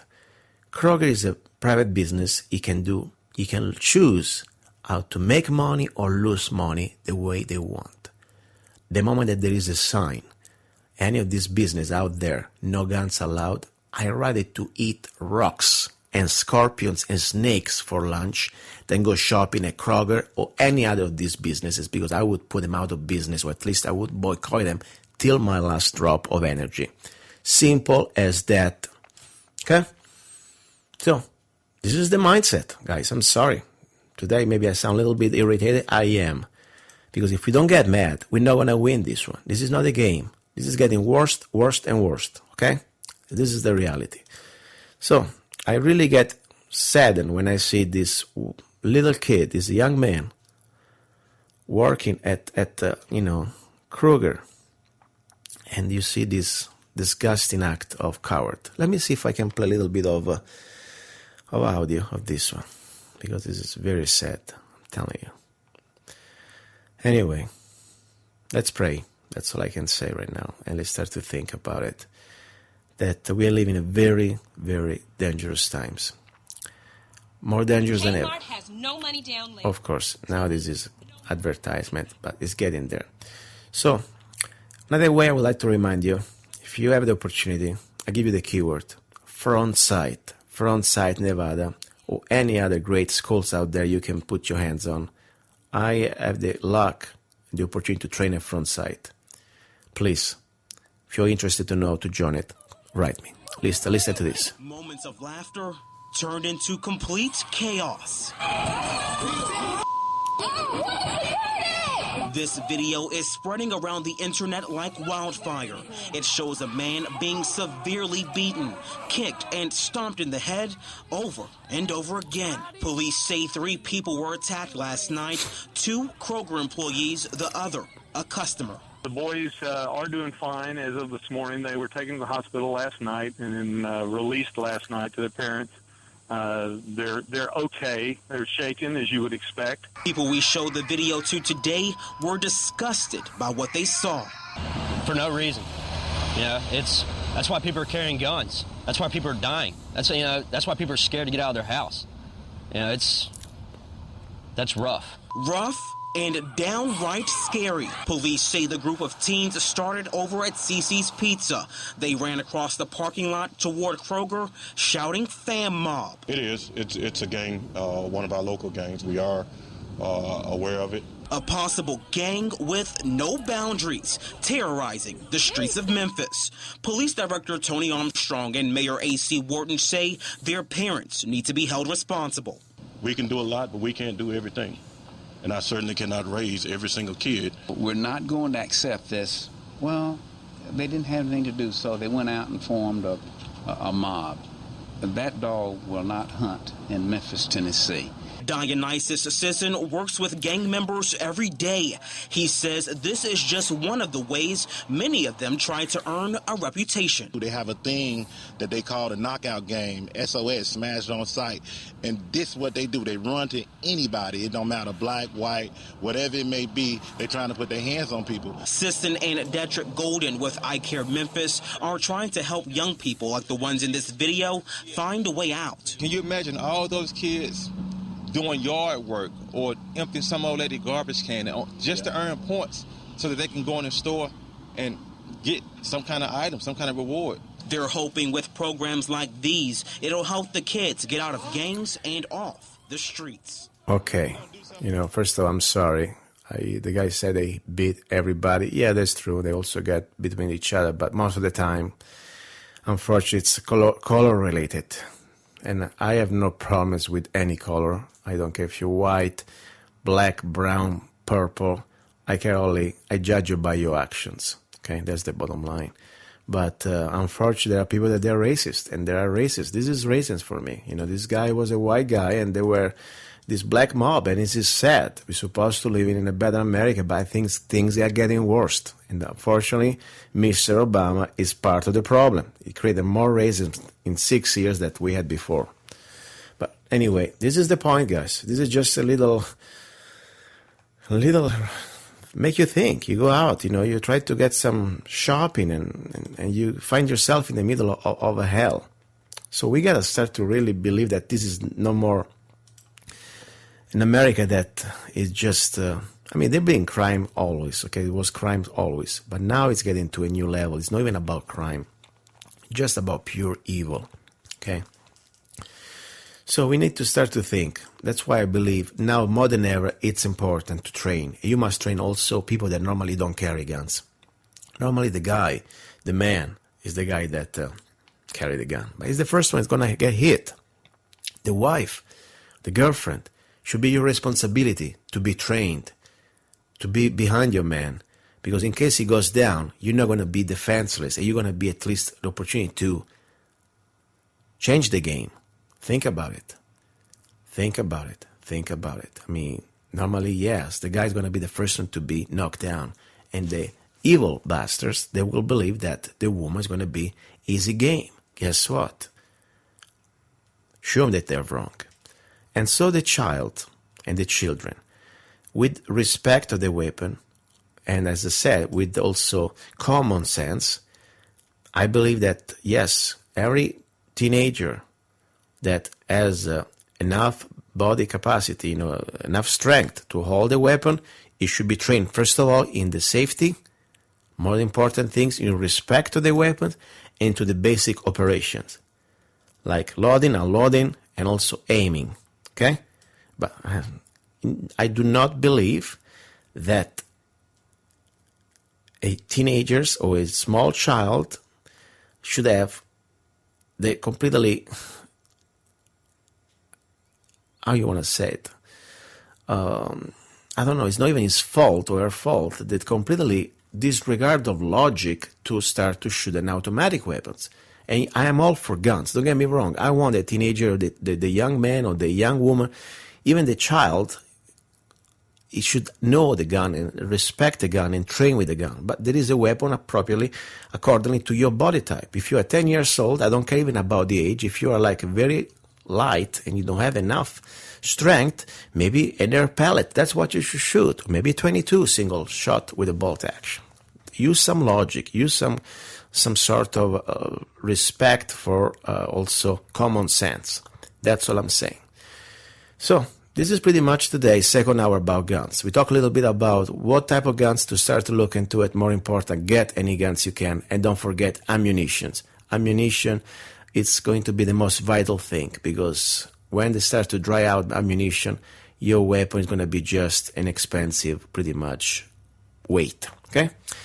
And organize, get together, families, neighbors. Remember, nothing can be defended forever, especially if you are just a family. You have to go to sleep, and you need manpower. So the first thing is bond, communicate with your fellow Americans, know each other, and start to get into a point that you need to start to really think, to prepare about things you would never imagine could happen here. I know, scary, but I read to know a train is coming towards me. At least I have a chance to move, then just close my eyes and my ears and believing that this train is not coming. It's still going to hit me. That's the point. So this is it, my dear friends. And as I said, if you're interested into learning more about front sight, please contact me. Go to lovegunsfreedom.com. There is my email.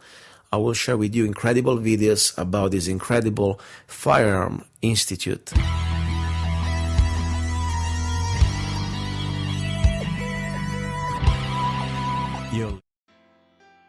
Have you ever met someone on an online dating site and thought, wow, this guy is perfect for me, or she is simply amazing, only to find out they were hiding a deep, dark secret? They plan to vote for Hillary. FreedomLovers.us was created for singles who want to exchange ideas and a love for freedom. People who are looking for solutions to create and defend freedom in the real world, and at the same time, getting that once-in-a-lifetime chance to find their true soulmate. Whether you are interested in meeting your soulmate, making new friends, networking, or hanging out with that like-minded liberty lover, visit FreedomLovers.us. It's the first free dating site and community. So patriots, don't waste your time with other dating sites. FreedomLovers.us is the place where like-minded singles really click. Hi everybody, this is Luca-Zanna. You're listening to Love, Guns and Freedom on 1340 AM and on Guerrilla Media Network, and of course also on lovegunsfreedom.com. Hour number 3, we talk about food and love. Today, broadcasting from my kitchen in Arizona, I am sharing with you another great, delicious, but simple, and in my opinion also healthy, Italian recipe of pasta. Today I like to eat zucchini. And zucchini, it's a great vegetable, in my opinion, and I think it's also good, period. It tastes great, a lot of vitamins, and more important, it's delicious with pasta. Now, today's pasta I'm sharing with you is called Orecchiette. And if you're curious to see exactly how they look, go to lovegunsfreedom.com, today's show, and you'll figure it out. I'll put a photo there. The brand I'm using is called Dececco, D-E-C-E-C-C-O, from Italy, and it's number 91, just in case you want to see the model when you buy it. You can find it at Walmart, by the way, so everywhere in the USA. So we have Orecchiette today, and it's incredible pasta. I like it very much. It's from the south of Italy, and when I was a kid in Italy, my grandmother used to make a lot of this to me. It's very simple. Let's look at the ingredients. First of all, we need one pack of pasta. In this case, it's 1 pound. Can you hear it? Then we need one beautiful onion. I like to get one yellow onion, organic if it's possible. Some extra virgin olive oil. Chop the onions and let it golden here on the pan.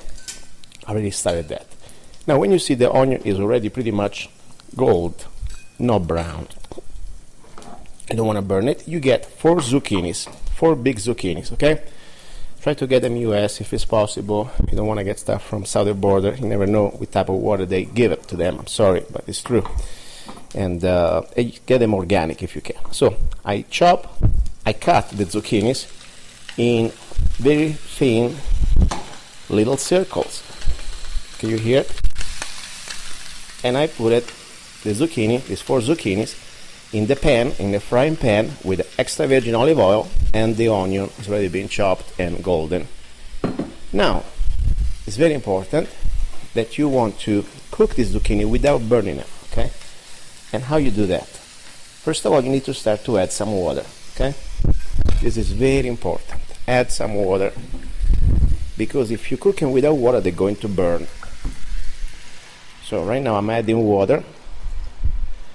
The idea that you want to cook the zucchini, making them almost like a puree, okay? Like a cream. There we go.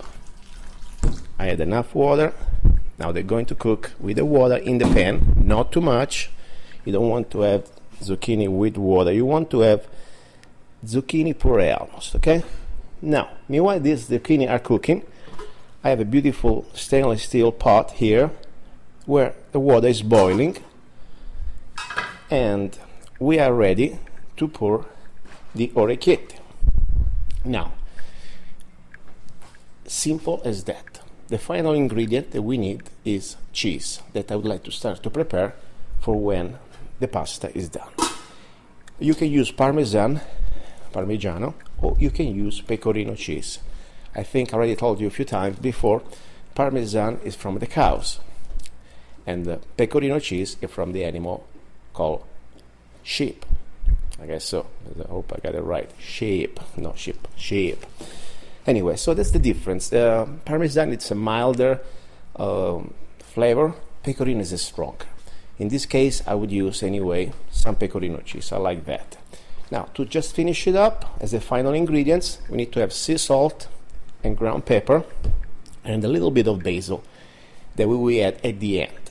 Now, the zucchini, they are cooking. I start to put some salt in the zucchini. Okay, a little bit sea salt. And also a little bit of ground pepper.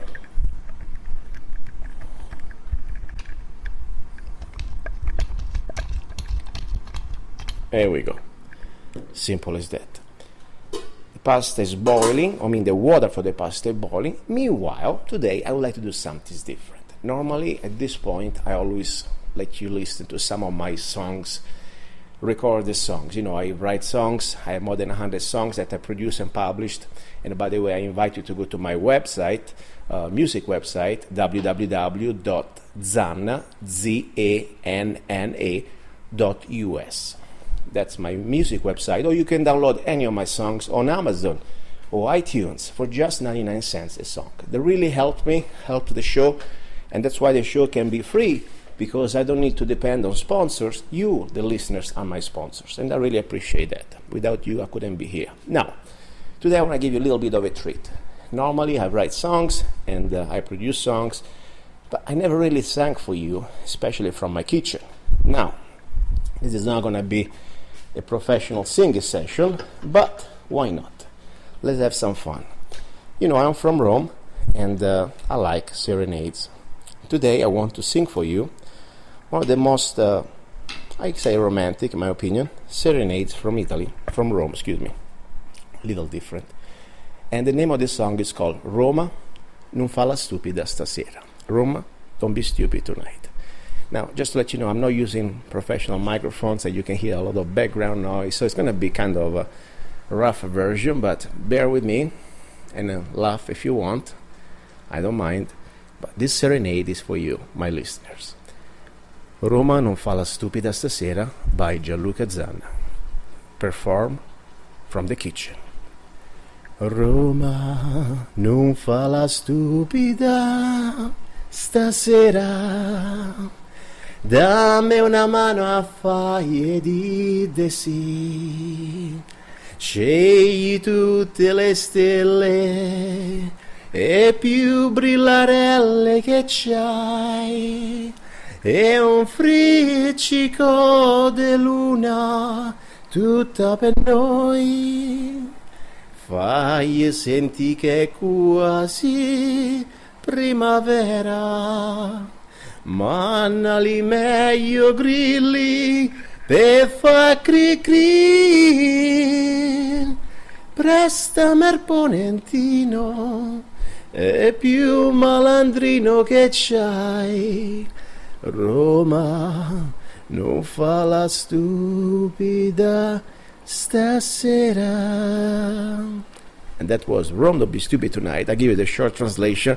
This is a man with a woman having a romantic date, and it's night in front of the beautiful Rome. And this man, is asking to Rome, the magic city, eternal city, some help.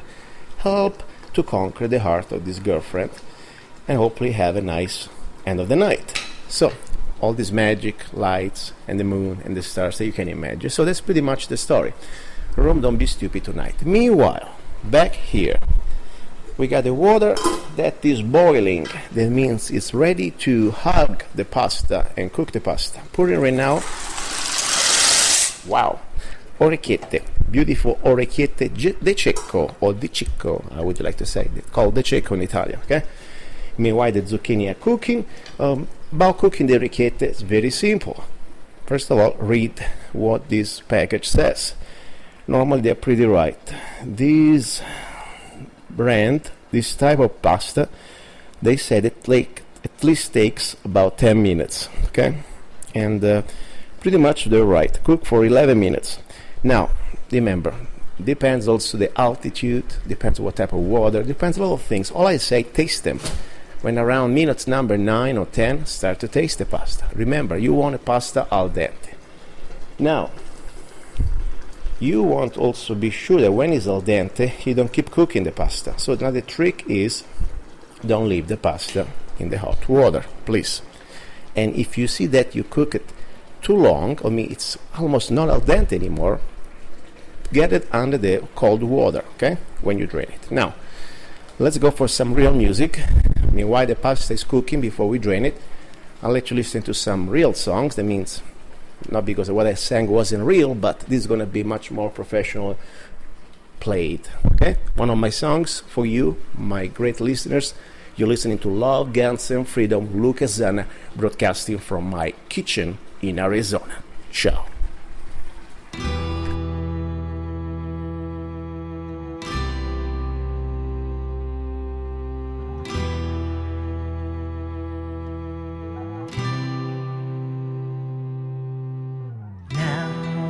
You're gone far away, I'm all alone, that's my way.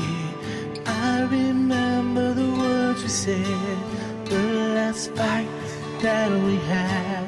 I feel sorry, baby, please don't be sad, please don't be sad.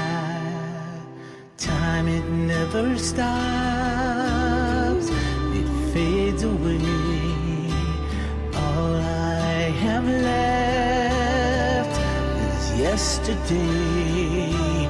I'll remember until I die, love shining in your eyes, all the dreams we had. But I made you cry, I made you cry. Life without you, I hope you don't miss me, baby, like I miss you inside of me. I will keep alive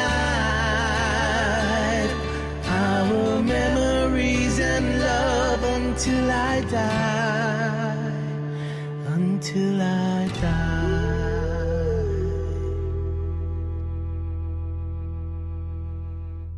Now that you're gone, far away, I'm all alone. That's my way. I just hope we could be friends. Every dream has an end. Oh, my love,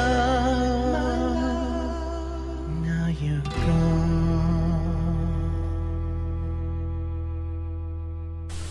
Okay, back into the kitchen. Now we have pasta orecchiette con le zucchine, with zucchinis. Okay, we have beautiful pot boiling. Can you hear it? With orecchiette almost there. We have another beautiful pan. This is a pan with zucchinis cooking. I reminded you to add water with this zucchini, and you need to monitor the water, because if you see that the zucchini, they're getting dry, you don't want them to burn, you want them to become almost like a puree, like a cream. So add a little more water, okay? We already did some salt and ground pepper. That's pretty much the main ingredient of this orecchiette, okay? Now, meanwhile, I grated some beautiful pecorino cheese in a bowl separately. Here we go, that's the bowl.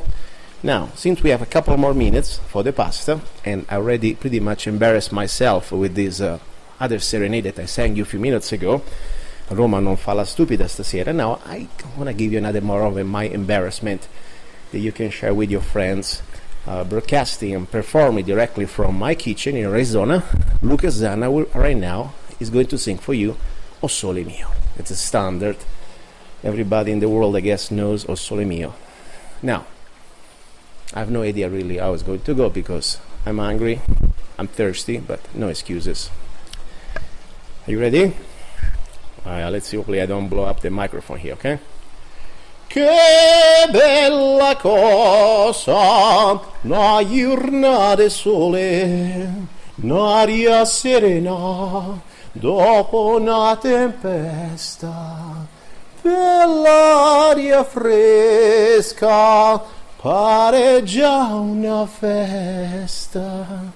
Che bella cosa, una giornata di sole. Manata sole, più bella ne, o sole mio, sto in fronte a te, o sole, oi che sto sole, sta in fronte a te. In fronte a te. I didn't want to blow up the microphone. I give you now the second version, the one with the high octave.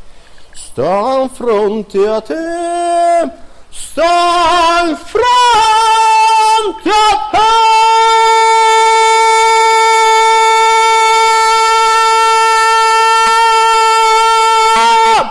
Boom. Well, that's why I wanted to let you know the difference before I was singing it, to try to avoid to blow your ears, especially because I am recording with a handheld recorder that is not exactly balanced to sing like I'm trying to sing. Anyway, I hope you enjoy, and I embarrassed myself enough. There was a Sole Mio kitchen version before the wine. Should have drank a little more wine. Now we have the pasta. It's pretty much ready to go. Zucchinis, they look great. They look like almost a puree. You will see that they pretty much, the color changes, okay? And as I said, if you need to add a little extra water, go ahead. Pasta, let's taste it. Let me get one orecchiette. You want to be sure that it's al dente. Be careful, don't burn your mouth. Another minute. More salt. Very important. It's how much salt? It's up to you. Always put less than you think, because you can always add it, okay? But salt is good, especially if you use sea salt, natural sea salt, okay? Now let's taste the zucchini, because it looks pretty good to me. 1 second. Couple more minutes. I can also reduce a little bit now the temperature. I had them on high, medium. I'm gonna put on medium. So, they're pretty much ready to go. And now, I start to prepare my drainer for my pasta. Here we go. Hopefully I don't burn myself. I remind you that I'm doing something highly skilled. Broadcasting, cooking with one hand, and holding my microphone recorder with the other hand. So, it's not exactly what you call easy task. And try also to cook decently and try to sing for you without make you laugh too much. Okay? Now, here we go. Okay. Meanwhile, I would like to remind you something very important, that we also have the section for the singles, freedom-loving singles. Because now after this food segment, we will talk about love. If you want to be on the show and be a person who want to share your personality, who you are, with the goal to find like-minded people, we're talking about freedom lovers in this case, people who believe in freedom, okay? And respecting each other's rights, of course. I invite you to send me an email. You can go to my website, www.lovegunsfreedom.com, and I will be happy to interview you. And you're going to also be placed on my website, and so everybody can contact you directly. It's a great opportunity to find like-minded people, okay? So just to remind you that. Now, the pasta, it's ready. I can see that. Listen to the sound. Can you smell it? Not really. But it's ready to go. Zucchinis are ready. The final moment, the moment of the truth. We have to drain the pasta. Now, we need some very high skills here. As I said, holding the microphone with one hand. Don't do this at home, kids, okay? And holding the pasta, not the pasta, the pot with the other hand. Wow! Beautiful orecchiette al dente. Now, dang. Now, here we go. Orecchiette, what I do, I drain them and I pour them in the pot. Excuse me, in the pan where the zucchinis, they're already cooked. Now, very important. I reduce this to a low, okay? You can almost shut it, turn it off, okay? But you want to let it cook this orecchiette for another couple minutes in the pan with the zucchini. At this point, what do? You add the pecorino cheese. So it's going to melt all together. And you're going to have, in a couple minutes after you let it rest, an incredible pasta, in this case orecchiette, with zucchini. You'll be listening to Love, Guns and Freedom, and this was the segment about food. Now be ready for love. Stay tuned, don't go away. Ciao.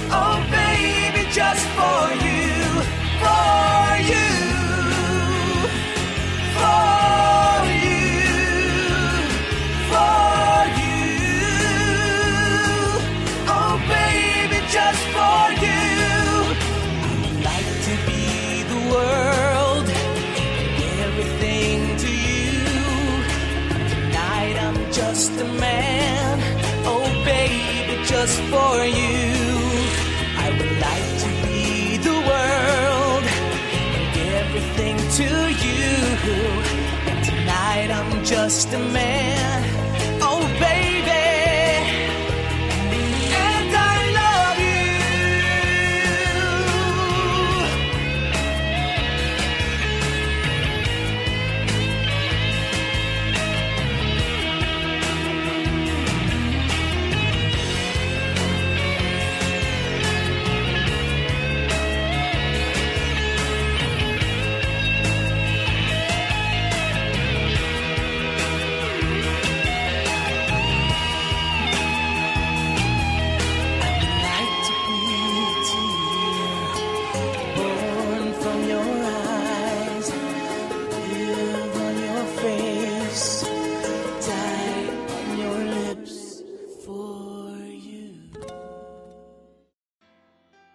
Have you ever met someone on an online dating site and thought, wow, this guy is perfect for me, or she is simply amazing, only to find out they were hiding a deep, dark secret? They plan to vote for Hillary.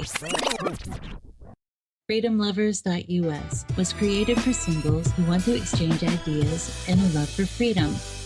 People who are looking for solutions to create and defend freedom in the real world, and at the same time, getting that once-in-a-lifetime chance to find their true soulmate.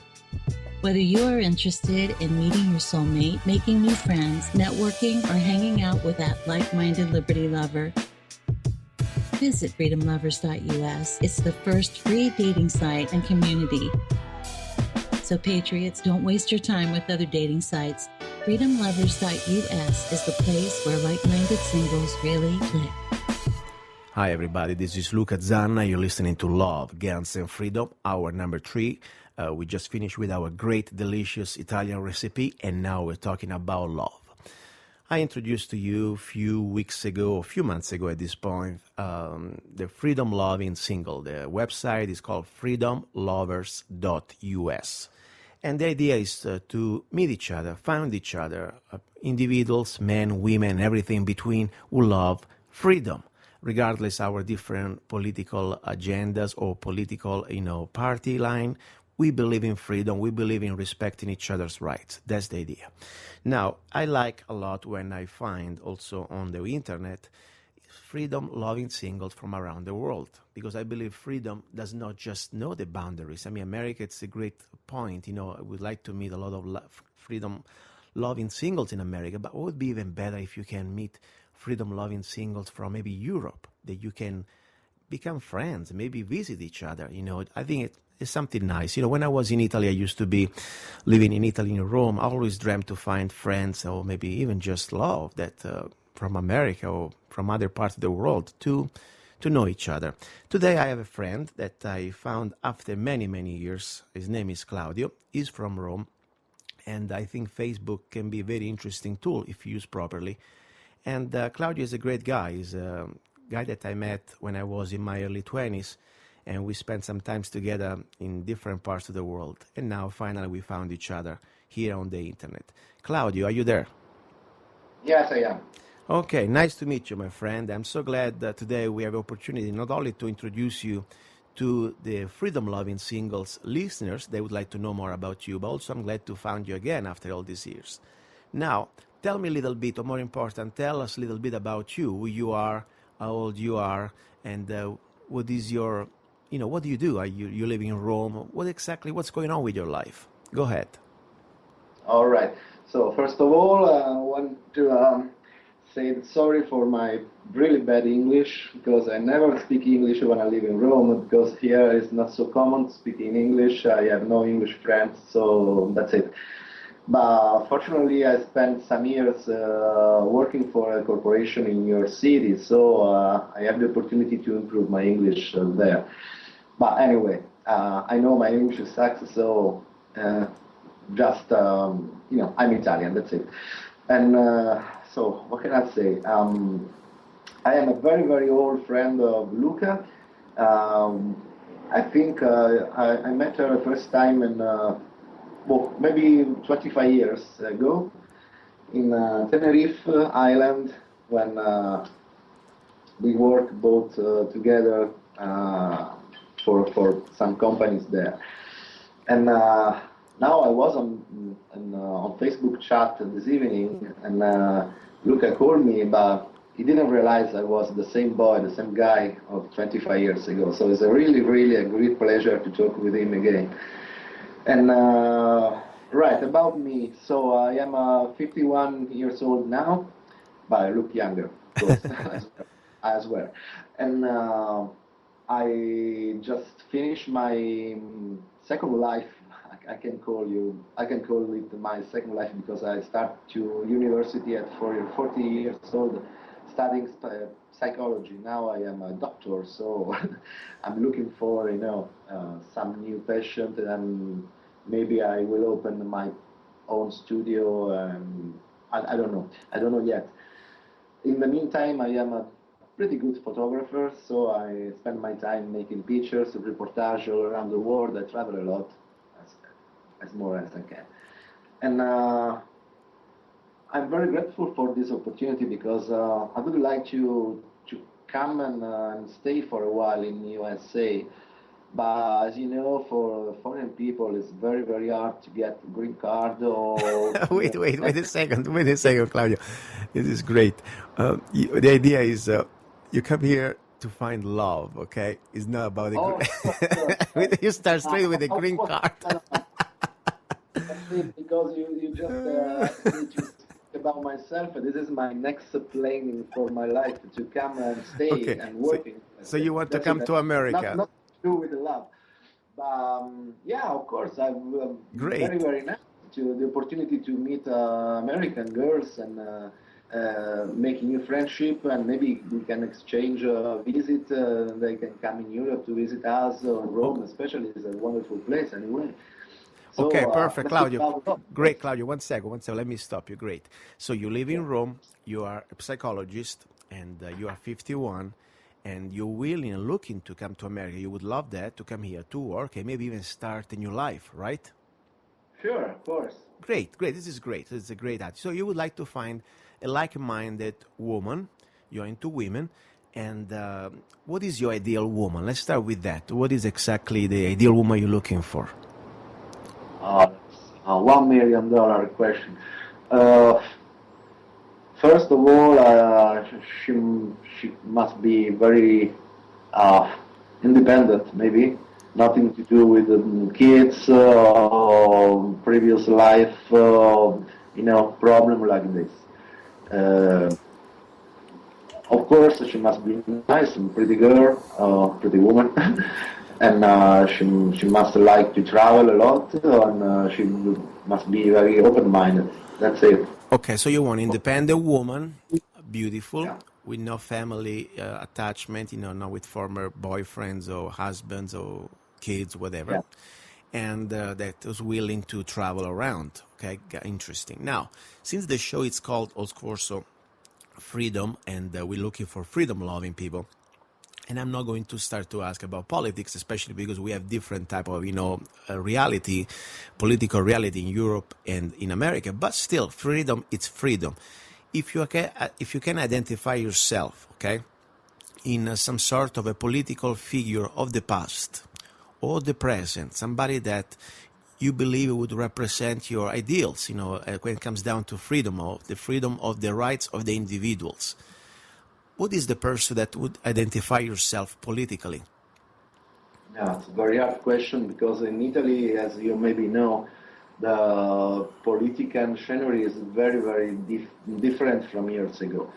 Now we have no political parties there's no difference, in my opinion, of course, between left and right or something like this. It's very, very difficult to find one special person and love it. Let me help you. Let me help you, Claudio. I remember when I was in Italy, I'm talking about, more than 20 years ago, we were used to spend time together. You were one of the few people I knew that share the same type of values when it comes down to, for example, I remember Mr. Pannella. Remember Pannella?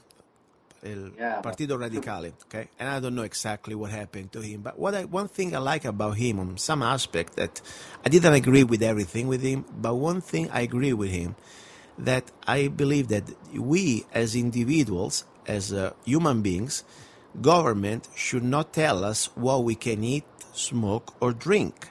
That means we cannot become felons, we cannot become criminals just because, for example, we choose to smoke a plant. And in this case was for the legalization of marijuana. And I don't smoke nothing, anything, even cigarettes, and I don't smoke marijuana. But still, I really believe that a human being should have the right to choose if they want to smoke a plant or not. And Panella was, I think, one of the first people really to become very serious and committed to fight for this right. You were at the time, correct me if I'm wrong, you were supporting the type of political choice. Are you still into this mindset?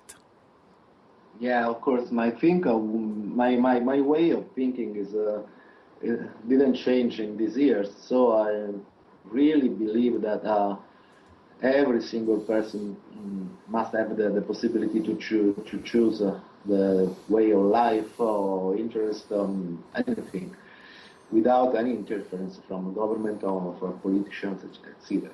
But I still believe that, before I told you, I try to travel a lot when I can. So I still believe that a good government must take care of the citizen. If the situation in the country is really difficult to manage, sorry for my English again, but a quite difficult concept to explain. So, for example, in Thailand, the government is very, very strictly, they have a death penalty or something like this for drug traffic, etc. They have a control on selling of alcohols every evening. When is king's birthday, is forbidden to sell alcohol everywhere in all the country. That's it. But with this word, I want to say that sometimes it's necessary for a government to control just to educational purposes. Education. Let me stop you one second. Sure. Do you believe, first of all, that government does not give us rights, but rights come intrinsic into ourselves, come directly the moment you were born with rights. So some basic rights, for example, I know in Europe there is not a Bill of Rights, but for example, freedom of speech, something that in America is in the official Bill of Rights, is the First Amendment. Differently from Europe, the Bill of Rights, it is not a privilege. It is not something the government allows you to do it. You just do it. For example, the right to keep and bear arms in Europe does not exist. So do you believe that the function of government, it is not to give people rights, but to protect rights? That we were all born with some inalienable basic rights. What do you think about that? Yeah, of course, I agree 100% on what you said. But, for example, about arms, about guns, weapons, anything like this, in Italy, in Europe, and the rest of the world, sometimes it's very, very difficult to have the opportunity to do what you want without any kind of regulation. Of course, in Italy, it's a privilege. Of course. In Italy, you can have a gun. You can use it, but you have to get the license for this. Exactly. Because the point is this one.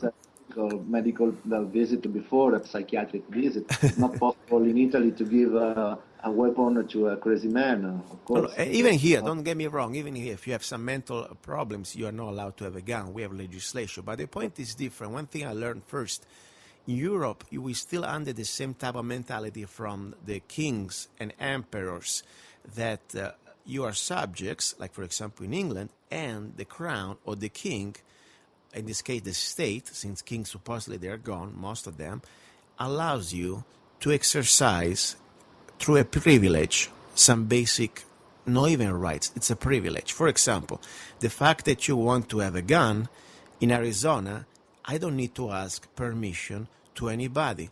If I am a law-abiding citizen and I am not crazy, I can go to a shop and buy any gun like I would buy a pair of shoes, because it is my right.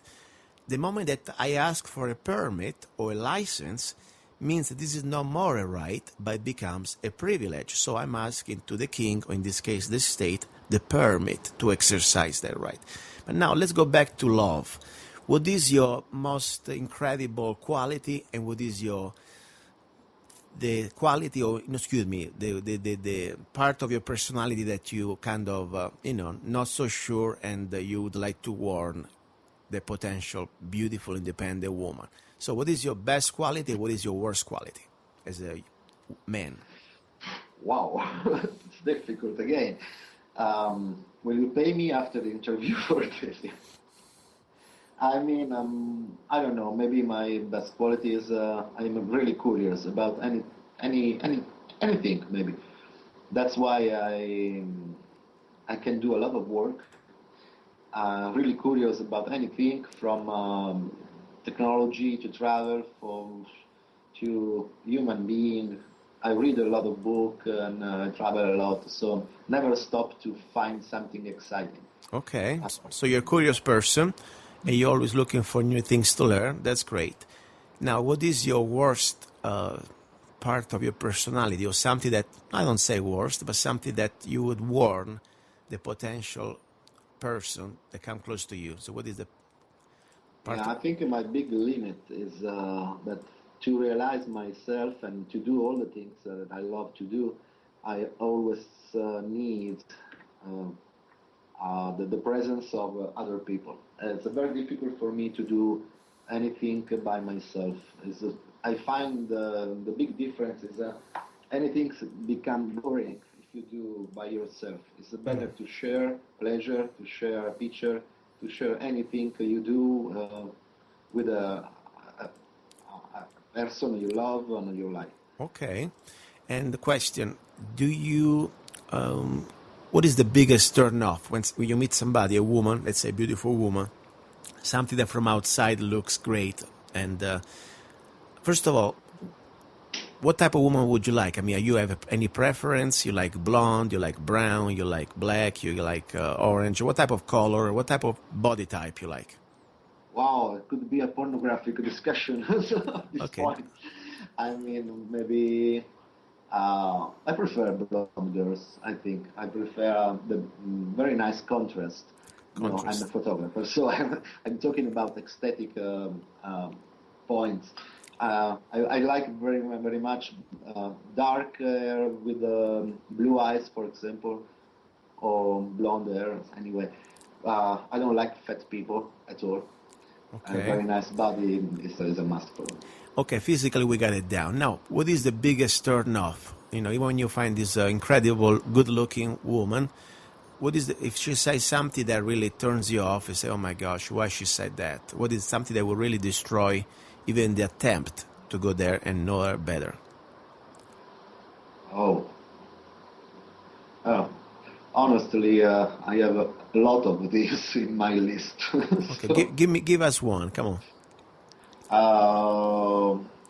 Maybe if she said no, I don't like to travel. I'm not curious about anything. I love to stay home every day. Okay, I understand. So, like, let's say if it's pretty much straightforward, comes down to different type of interest, like in this case, traveling around.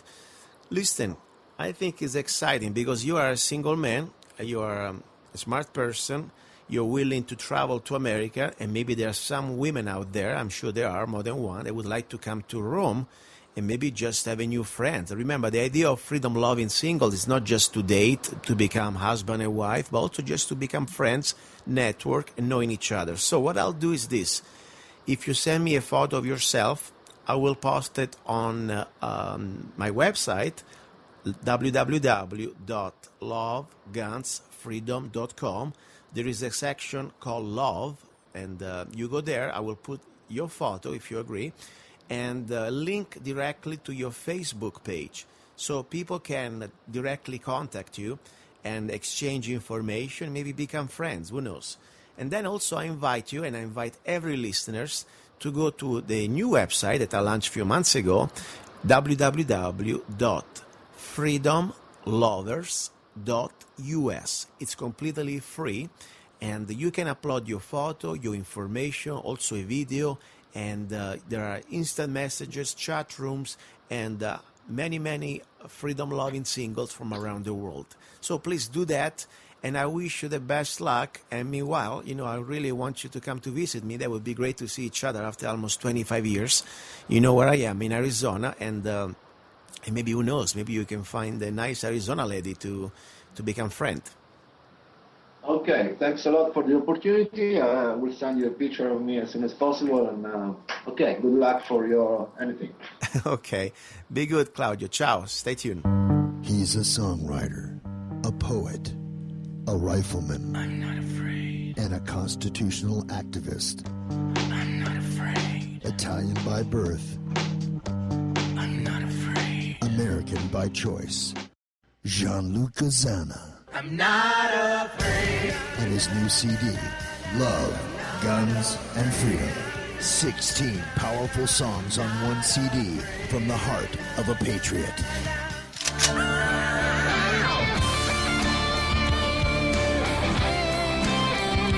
For download or to order the CD, go to www.lovegunsfreedom.com. That's www.lovegunsfreedom.com. Lyrics for your mind, music for your heart. luca-zanna's new CD, Love, Guns, and Freedom.